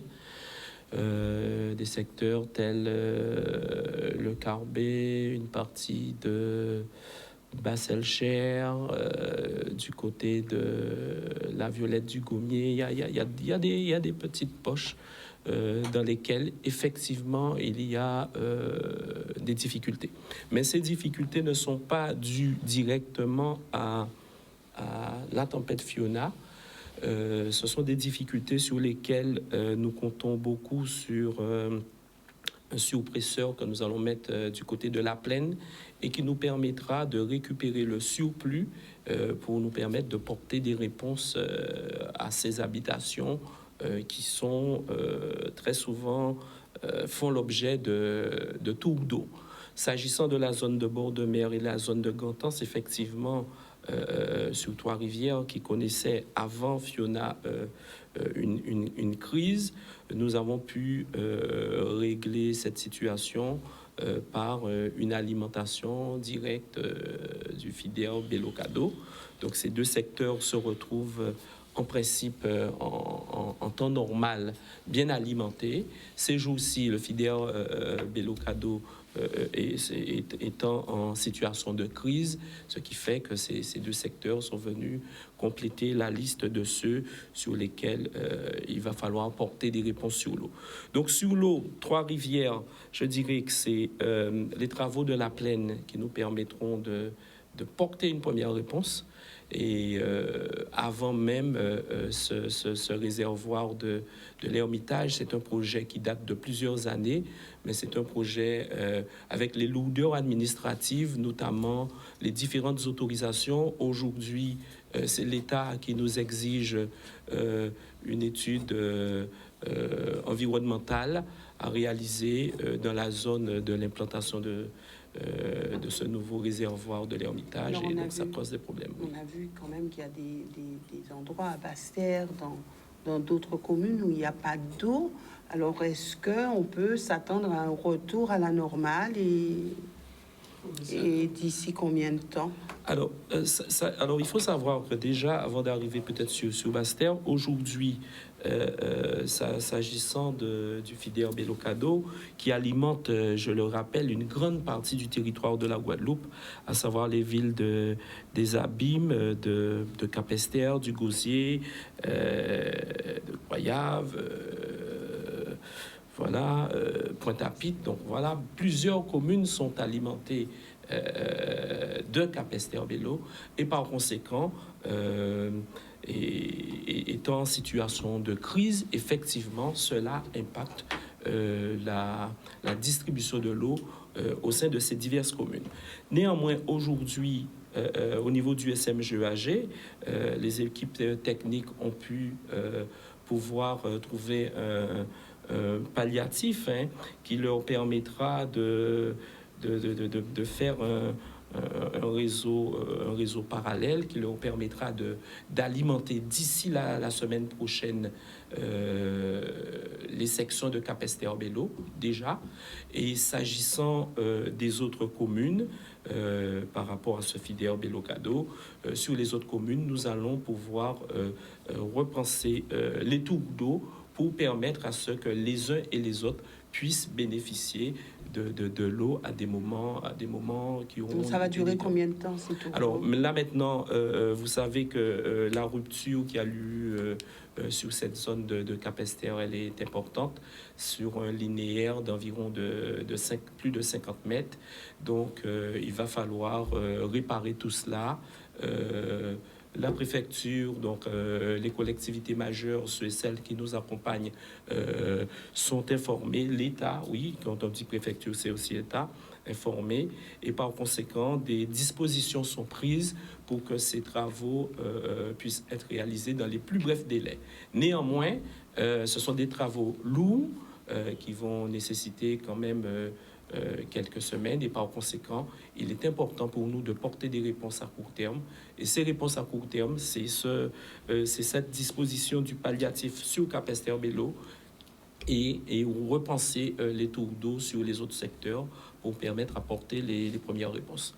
Aujourd'hui, nous recevons, quand je dis aujourd'hui, de la part des différentes EPCI, pour Bastère, le Grand Sud Caraïbe, pour les autres secteurs aussi, les EPCI, mettre à disposition, ainsi bien que la région Guadeloupe, oui, la région Guadeloupe et le département aussi l'ont fait, mettre à la disposition des communes des palettes d'eau pour nous permettre de distribuer auprès de la population. Hier aussi au Vieux-Fort, le maire Éric André s'est donné à cet exercice. Claude Edmond l'a déjà fait, voilà. Donc nous sommes en train de porter ces réponses à court terme qui ne sont pas des réponses pérennes. Toutefois, dans une situation, vous devez répondre à l'urgence et ensuite, dans un moyen terme, porter des réponses avec des travaux lourds qui devront être réalisés dans le secteur de Capesterre-Belle-Eau. D'accord. Je voudrais quand même préciser un petit peu les choses. Nous n'avons pas la même situation au niveau de Vieux-Fort. Vieux-Fort a cette particularité, c'est que nous dépendons d'une station de captage qui ne nous garantit pas la couverture de la commune pour les besoins de la commune. Comme l'a dit tout à l'heure le président Abéli, le réservoir actuellement ne satisfait pas les besoins que nous connaissons actuellement. Donc nous avons cette situation qui est particulière. Je répète que nous n'avons pas d'eau depuis vendredi 22 heures. Nous n'en avons pas. Et ce n'est pas une partie des parties ou des quartiers de la commune qui en sont privés. C'est toute la commune de Vieux-Fort n'a pas d'eau. Nous, chaque matin, nous faisons le point avec le délégataire, avec SOR CGSP.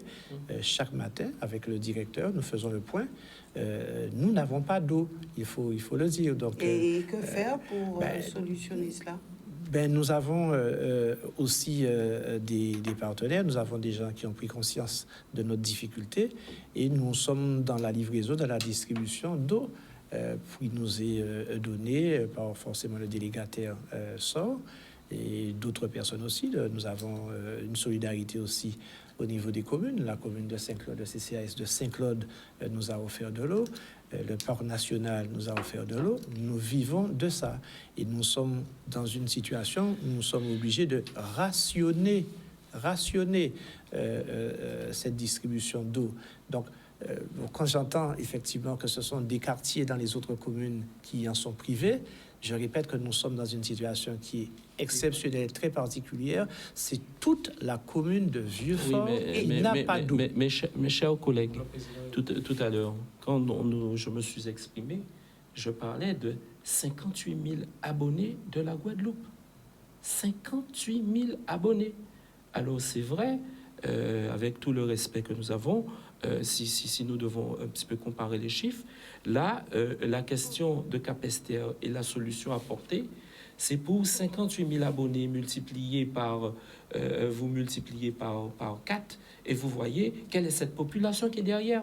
Donc, quand j'entends que 30%, parce que ce n'est pas toute la commune, parce que SOR nous a indiqué qu'au moins 70% de la commune serait privée, quand j'entends 30% de la commune de Vieux-Fort a de l'eau et que 70% n'est pas d'eau, 70%, si je fais la multiplication, je serai vraiment loin des 58 000. Aujourd'hui, nous sommes en situation de crise. Je dis que tout Guadeloupéen est un Guadeloupéen. Aujourd'hui, nous sommes en situation de crise. La réponse sur le FIDER Belocado permettra de porter des réponses dans plusieurs communes de la Guadeloupe et non des moindres. Les Abîmes avec ses 60 000 habitants, le Gosier avec presque sa trentaine de mille et Capesterre-Bello. Donc, on est vraiment sur une question arithmétique. Et s'agissant de la commune de Vieux-Fort, le délégataire sort, parce que c'est une délégation de service public, ce ne sont pas les agents du SMGEAG qui agissent, comme c'est le cas dans plusieurs communes de Guadeloupe, il y a des délégations de service public, et ces délégataires qui agissent au plus près des communes, au plus près des populations, au profit et au nom du SMGEAG, ces délégataires, ce sont eux qui nous disent que voilà la situation. Merci. Donc, on ne peut pas... je sais que c'est difficile sur Vieux-Fort, mais nous avons aussi cette concentration à avoir sur les autres. Permettez-moi de faire le point. J'aimerais bien que le délégataire SOR nous dise comment il a estimé qu'il y a 30% de la population de Vieux-Fort qui n'a pas d'eau. Je répète, je sors de Vieux-Fort il y a à peine 2 heures. Aucun abonné de Vieux-Fort n'a de l'eau chez lui. Moi, c'est... D'accord? Donc, il faut qu'on soit bien clair par rapport à ça. Et j'appelle SOR... Il y a combien d'abonnés à Vieux-Fort, Éric? Le nombre d'abonnés, peu importe. Je dis que dans une commune, un abonné d'un quartier peut aller chercher de l'eau dans un autre quartier. Ouais. À Vieux-Fort, ce n'est pas le cas. Oui, mais... Tous les habitants sont logés à la même enseigne, ils en sont privés d'eau. Et le tour que nous faisons, nous, c'est tout simplement de dire, nous avons commencé par une distribution avec 2 packs d'eau par maison. Eh bien, aujourd'hui, nous en sommes à rationner les choses et à nous dire qu'un pack d'eau par jour pour chaque maison. Donc, Président, je veux bien croire que les choses te sont rapportées sous ce plan-là. Je te parle d'une réalité d'il y a 2 heures. Oui, il y a 2 heures, aucun abonné de Vieux-Fort n'a de l'eau chez lui. Oui, donc je rappelle que Vieux-Fort, chers collègues, c'est 700 abonnés. C'est pas un problème. C'est 700 familles de Guadeloupe, je suis d'accord. Tout à l'heure, mon intervention, elle concernait 58 000 abonnés. D'accord? Et j'ai dit que je mets 4 personnes par famille, ça me fait un total de plus de 220 000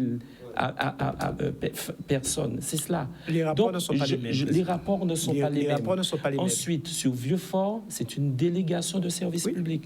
Donc, tu as un délégataire qui agit en notre nom pour nous. Qui fait le job. C'est ce délégataire qui fait le job. Oui. Donc, je dis que sur Vieux-Fort, on voit, il y a une lueur qui est à moyen terme ou à très court terme, mais plus rapide que celle que je dois avoir sur le FIDER Belocado, pour lequel j'ai plus de 220 000 Guadeloupéens derrière. Est-ce qu'on est d'accord avec ça? Qui peuvent aller chercher de l'eau dans un autre secteur, dans un autre quartier de leur commune. Mais c'est 220 000 Nous, à Vieux-Fort, aucun Vieux-Fortin ne peut se dire que je n'ai pas d'eau chez moi, je vais dans tel quartier pour en chercher d'autres. Pas de Il n'y souci. en a pas. C'est Pas de la souci. totalité du territoire de Vieux-Fort qui n'a pas d'eau. Donc nous sommes dans des considérations qui ne sont pas... on ne peut pas les regrouper. Nous sommes à deux niveaux de situations différentes, donc on ne peut pas envisager. Il faut bien qu'on fasse le rapport entre les choses. OK. Alors, c'est vrai, quand Thierry Abély veut s'exprimer, nous avons déjà des appels téléphoniques. Je voudrais juste quand même préciser quelque allez- chose par rapport à ce que dit allez-y. le collègue. On est conscient que sur le sud Bastère, on a des difficultés de distribution de l'eau. Donc le collègue parle de sa réalité. Bon, la difficulté provient du captage de Soldac, où effectivement on a des canalisations qui sont parties. Il y a des réparations provisoires qui ont été faites. Alors probablement peut-être ces réparations n'ont pas tenu, mais en tout cas le délégataire que j'ai eu au téléphone me dit que de toute façon ils ont des interventions pérennes qui sont en cours, et normalement à partir du 21 septembre les choses devraient être beaucoup plus pérennes. Donc à ce moment-là, il faudra juste nous informer pour que le président Francisque puisse intervenir, puisque c'est lui qui a l'exercice de la compétence. Et moi, je suis informé tout simplement parce que bon, on a beaucoup de Guadeloupéens ont l'air d'oublier, la compétence eau et assainissement est détenue par le Grand Sud Caraïbes. La loi n'a fait que dire qu'on crée un syndicat pour obliger sur le territoire guadeloupéen que l'exercice de ces compétences-là soit exercé par le SMJAG, mais la compétence reste aux EPCI. Donc c'est pour ça que j'ai l'information. D'ailleurs, c'est parce que je suis pleinement conscient de ces difficultés sur l'ensemble du territoire que le Grand Sud Caraïbes, à partir de demain, va, en complément de ce que fait le SMJAG, fournir de l'eau à l'ensemble des communes sinistrées pour permettre de tenir le temps que les réparations se fassent, puisque on est quand même dans des situations quand même relativement complexes, puisque ce sont des canalisations, des captages qui sont dans des endroits difficilement accessibles, difficiles de faire des travaux, etc. Je voudrais quand même saluer le travail effectué par le SMJAG et ses équipes sur Basse-Terre, puisque au lendemain du passage de Fiona, on s'est rendu compte que le captage de Saint-Louis à Baïf avait été emporté. Je rappelle que le captage de Saint-Louis permet de distribuer de l'eau à l'usine de Saint-Louis, donc pour desservir une partie de Baïf, et surtout à l'usine de Beauvallon qui dessert tout le secteur de Basse-Terre. Et donc on avait, comme on disait, quand même dans une situation relativement compliquée, en sachant que c'est cette usine-là qui délivre de l'eau aussi à l'hôpital que nous avons à Basse-Terre. Donc les services ont pu trouver une solution palliative pour permettre que l'hôpital ne soit pas en rupture, même si il fonctionnait à flux tendu, si on peut dire ça. Et depuis ce matin, enfin depuis la fin de la matinée, les travaux qui ont été engagés par le CMGAG avec les entreprises et avec le producteur d'eau de Saint-Louis-l'Asile ont permis qu'on ait pu remettre la rivière de manière provisoire dans le circuit, de manière à ce que l'eau puisse à nouveau être captée pour que les usines de Saint-Louis et de Beauvallon puissent être réalimentées. Donc depuis, j'allais dire cet après-midi, l'eau commence à revenir au niveau de Basse-Terre et de Baïf, et donc je trouve que c'est déjà une très bonne chose, parce que c'est vrai, quand on a été constaté les dégâts, on ne s'attendait pas à ce que l'eau puisse revenir aussi vite. Alors évidemment, on a une situation provisoire, mais en tout cas, ça permettra de soulager les populations. Je suis conscient que c'est extrêmement difficile, mais il faut que, voilà, à situation exceptionnelle, il faut aussi que chacun y mette du sien, faire preuve de patience. On fait tout ce qu'il faut pour faire en sorte que l'eau revienne. Il faut juste signaler là où il n'y a pas, l'eau n'est pas toujours pas revenue, hein. Comme je l'ai dit, moi ce soir encore, je recevais des messages de la part de mes administrés pour que certains quartiers, l'eau n'y soit pas encore revenue. Mais là, ça va être probablement des problèmes techniques qui font que l'eau n'est pas revenue. Donc, probablement à Vieux-Fort, ça va être sa même situation. C'est-à-dire les travaux provisoires qu'ils ont dû faire n'ont pas tenu. Et donc, on se retrouve dans une situation de pénurie. Donc, il faut juste le signaler de manière à ce que on refasse ces interventions et que l'eau revienne de manière pérenne. Merci. C'est bien ça. Merci. Nous avons déjà des appels de téléspectateurs. Nous récupérons rapidement quelques appels.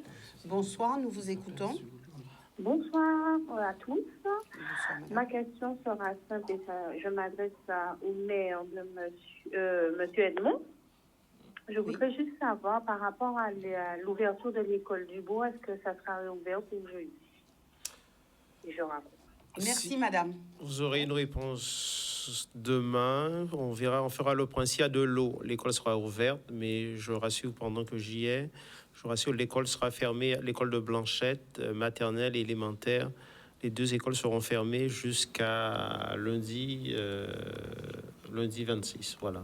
Réouverture lundi 26. Mais en principe, s'il y a de l'eau, l'école du bourg et l'école maternelle du bourg seront ouvertes jeudi. Voilà. Mais dans tous les cas, vous serez informés dès demain. Merci. Autre appel. Bonsoir. Bonsoir.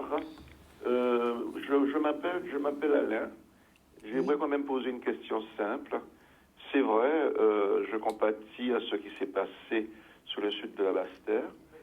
Et malheureusement, il y a aussi d'autres points comme Sainte-Rose, Bémaro, qui en souffrent énormément depuis avant, effectivement, donc cette catastrophe. Ma question est claire.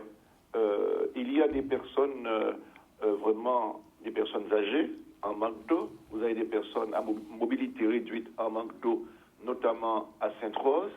J'aimerais savoir comment on peut s'organiser, Président, pour pouvoir effectivement au moins leur faciliter la tâche en ce qui concerne l'eau potable, mais aussi l'eau pour se laver. Ça fait 5 jours que les gens ne se lavent pas. Et là, ça pose un problème. Donc je sais que c'est difficile, je compatis, je sais que c'est très difficile. Et donc aujourd'hui, tout ce que je demande, c'est de permettre un peu à ces personnes d'avoir un peu d'eau pour pouvoir se servir, se laver, et de l'eau potable aussi pour pouvoir effectivement s'alimenter. Voilà, Président. Oui, excusez-moi. Merci, monsieur. Oui, juste, Oui. vous pourriez nous laisser un numéro, s'il vous plaît, juste après, pour que mes services... Président, oui. C'est Alain Lascari. Ah, d'accord, monsieur Lascari, d'accord, monsieur D'accord, Lascari. Président, tu connais mon téléphone, je te le donne. Pas de souci, non, mais c'est bon, c'est comme la personne... Compris? Oui, c'est bon, monsieur Lascari, il n'y a pas de souci. Alors, je dis très bien, c'est pour pouvoir s'organiser. Moi, je pense qu'aujourd'hui, un effort énorme a été fait, c'est vrai, la solidarité a joué, mais il faut que tout le monde essaie de jouer quand même à ce jeu. C'est très important. Moi, je comprends qu'on ne peut pas se permettre de donner de l'eau matin, midi, soir aujourd'hui par rapport à cette catastrophe. Malheureusement, il y a des gens qui sont vraiment en manque d'eau.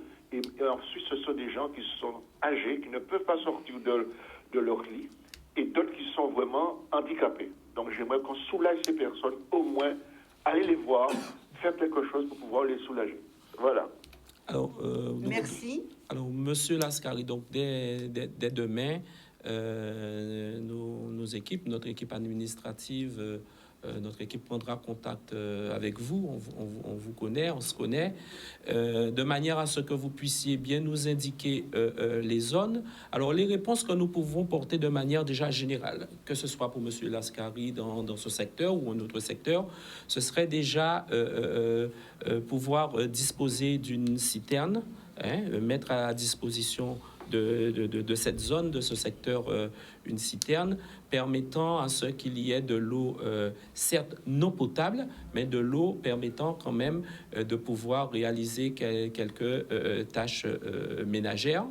Ensuite, s'agissant de l'eau potable, comme je viens de le dire, avec l'aide de la région Guadeloupe, l'aide du conseil départemental, mais aussi des EPCI, nous disposons de pactes d'eau suffisants pour nous permettre de porter des réponses aux personnes qui en ont besoin.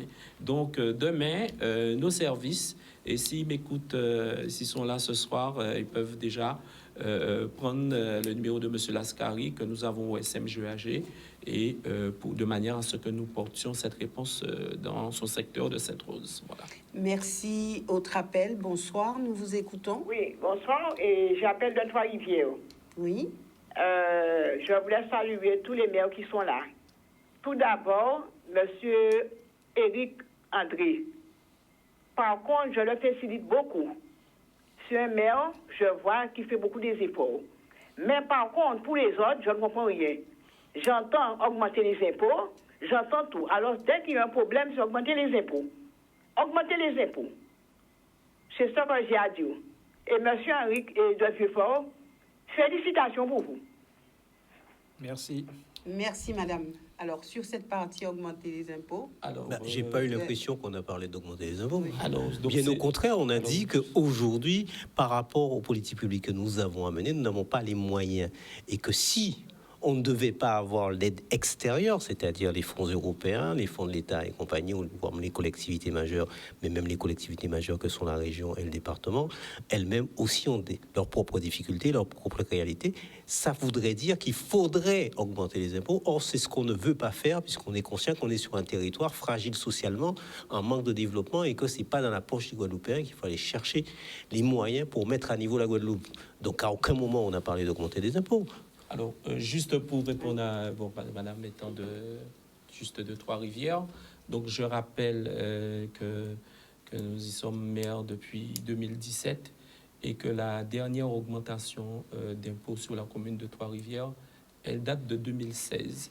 Il n'est pas question pour nous, comme vient de le dire le président Abelli, de la communauté d'Aglo du Grand Sud Caraïbe, de pouvoir augmenter les impôts, mais au contraire, nous essayons de bien optimiser les moyens qui sont à notre disposition pour ne pas pénaliser à nouveau les foyers guadeloupéens. Il faut des foyers qui sont déjà pénalisés par le carburant, qui sont pénalisés par l'augmentation des produits de tous les jours, et par conséquent, la collectivité, à cet administré ou à d'autres administrés qui le pensent, la collectivité n'a pas augmenté les impôts et ne compte pas le faire, mais au contraire, elle cherche à bien dépenser pour qu'elle puisse, comme c'est dans le cas du cyclone, je vous ai dit tout à l'heure, pour Fiona, il a fallu faire intervenir des prestataires très tôt le matin, c'est sur les fonds de la collectivité. Merci. Voilà. Nous récupérons 2 derniers rappels.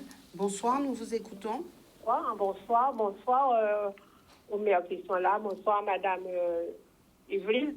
Bonsoir. J'aimerais vous dire qu'à Bémao, il n'y a pas d'eau non plus, parce que je suis de Basse-Terre, mais mon fils vient de m'appeler pour me dire, maman, il n'y a pas d'eau à Bémao. Et il a 3 enfants qui vont à l'école. Alors, comment les enfants font pour se préparer, pour se faire leur toilette pour aller à l'école? Il habite dans quel secteur, madame? J'habite Basse-Terre. Mon fils habite à Bémao. Où à Bémao? À Bémao,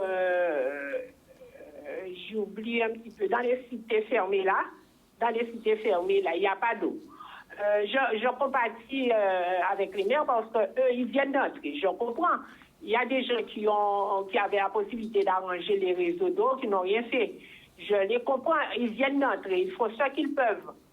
Mais quand même, ne pas vivre avec de l'eau, c'est très difficile. Vous savez ça, il faut faire à manger, il faut même pas à manger, on peut manger n'importe quoi, mais il faut se baigner, il faut se préparer, il faut tout ça. Alors, Bémao, il n'y en a pas. Si Monsieur le Président peut peut-être essayer de voir pour qu'il puisse faire le nécessaire, quoi. Alors, merci, madame. Et nous prendrons un dernier rappel. Vous avez le temps de répondre. Donc, en effet, c'est vrai que selon les données qui m'ont été communiquées, donc je vois que sur Bémao, au moins 80% de la production serait donc assurée. Et les secteurs pour lesquels il y a une petite alerte sont les points Eau du Bout, de la campagne bémaosienne, Eau de Bellecour et Eau de Calvaire, et peut-être d'autres secteurs qu'on n'aurait peut-être pas notés. C'est vrai que là, pour l'instant, il n'y a pas de... du moins pour l'instant, nous sommes simplement à ou seulement, ou tout cela, peut-être certains diront à 80%. S'agissant des secteurs en question, demain, nous verrons avec les équipes ainsi qu'avec la ville de Bémao, aussi avec le CCAS de Bémao, pour que, en attente d'une livraison normale, que vous ayez la possibilité d'avoir quelques bouteilles d'eau pour vous permettre de tenir, même si je sais, vous me direz, et certains me diront que ça ne réglera pas le problème. Ce sont les petites réponses que nous pouvons porter actuellement. Dernier appel, bonsoir. Oui, bonsoir. J'appelle de Trois-Rivières. Je suis de Trois-Rivières, plus exactement de Grand-Anse. Oui, bonsoir. Bonsoir. Oui, bonsoir à tous les maires qui sont là. J'appelle en particulier pour le maire de Trois-Rivières parce que moi, je suis habitant de Trois-Rivières, tout particulier à Grand-Anse. Nous avons de l'eau à Grand-Anse, mais là n'est pas la question. Ils ont dans le temps installé des tuyaux d'eau pour installer les compteurs chez les habitants. Cela fait 5 ans que ça dure. Et ces tuyaux, on est en train de rouler dessus, c'est en train d'exploser. Et l'eau coule pendant des fois bien une journée ou deux. Et or qu'il y a des gens qui n'ont pas d'eau. Donc ça me fait la peine de voir ces choses.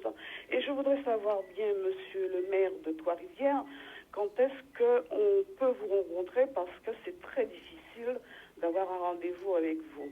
Je sors de la métropole que j'ai vécue pendant plus de 50 ans.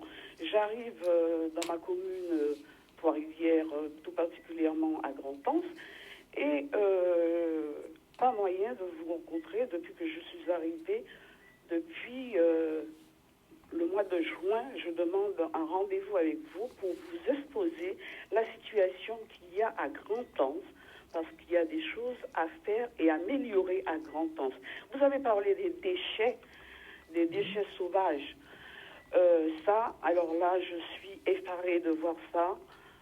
Sur le trottoir, partout, les herbes qui envahissent les canalisations. Bien entendu, Fiona nous a pas laissé trop de dégâts, mais par la suite, je doute que nous avons des problèmes à ce niveau-là.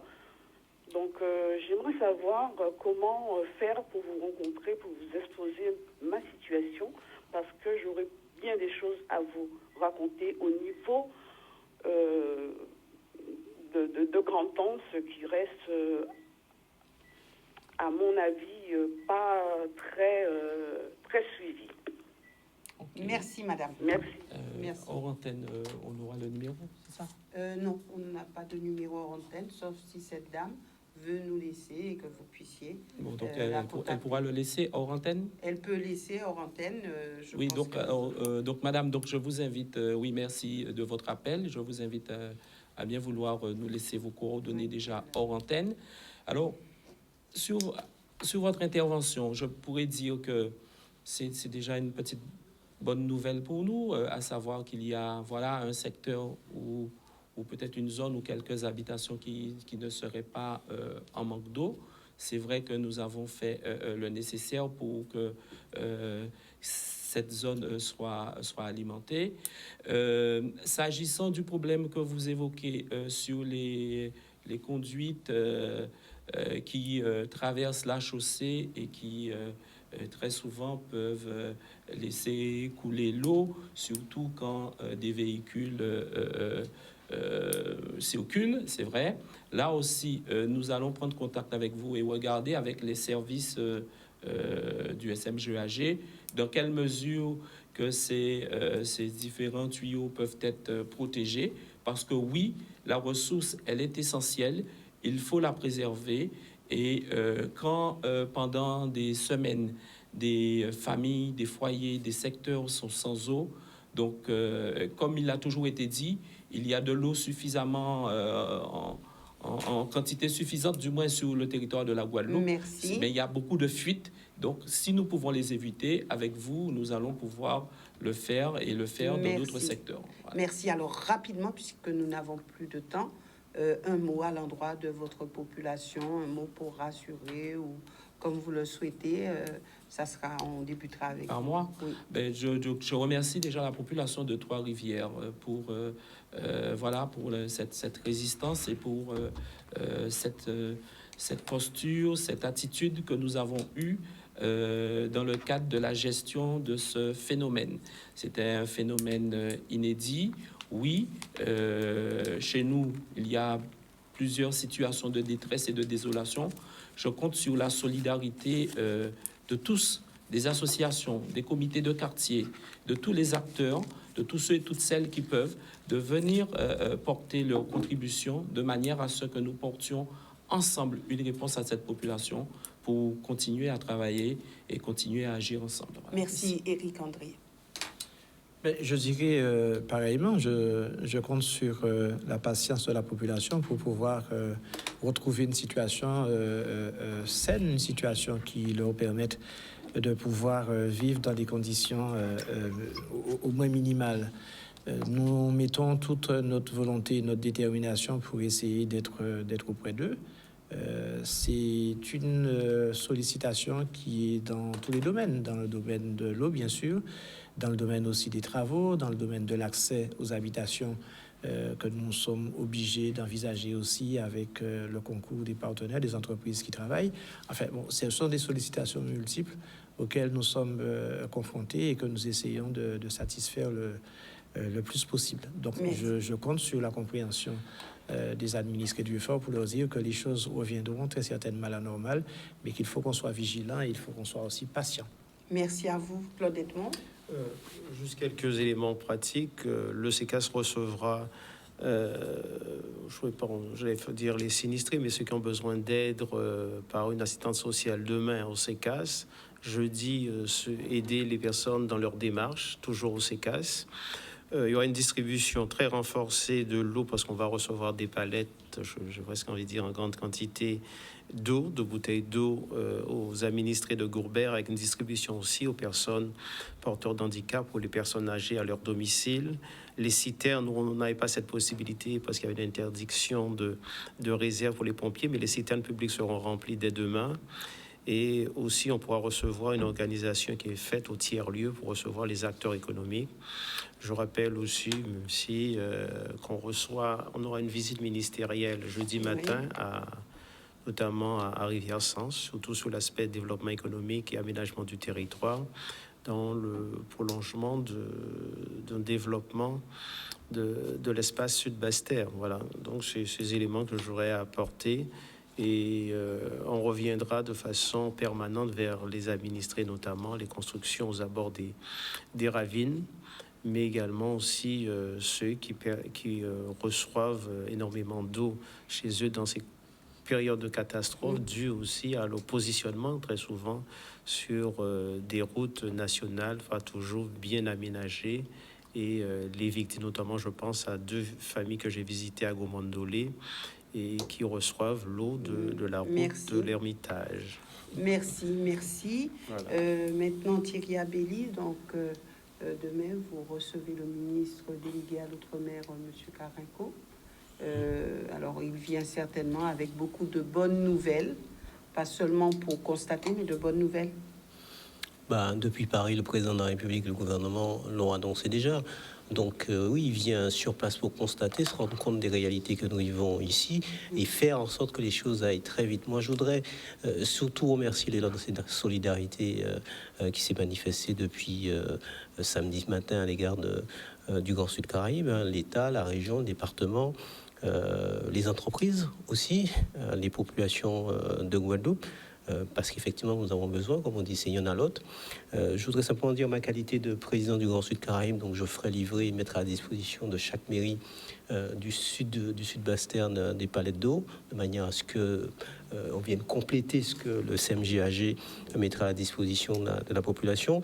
J'ai eu l'occasion aussi de demander à chacun des maires concernés, en tout cas sous lesquels il y avait pour les territoires sur lesquels il y avait des sinistres, de me dire, puisque je vais déployer du personnel, en tout cas à destination de ces territoires-là, de ces communes-là, de manière à accompagner sur le terrain ce qui se fait, que ce soit par les employés communaux, que ce soit par le RSMA, puisque nous l'avons dit, les élus nous avons demandé à ce que le RSMA soit déployé sur le sud Basse-Terre pour accompagner les travaux de déblaiement.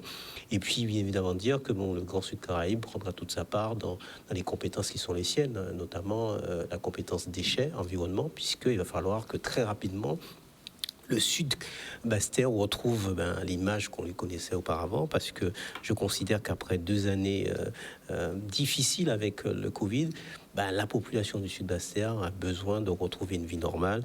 On doit créer les conditions pour que la vie redémarre et que le développement du Grand Sud Caraïbes puisse être fait. Merci. Merci d'être venu sur ce plateau. Nous sommes vraiment arrivés au terme de cette émission.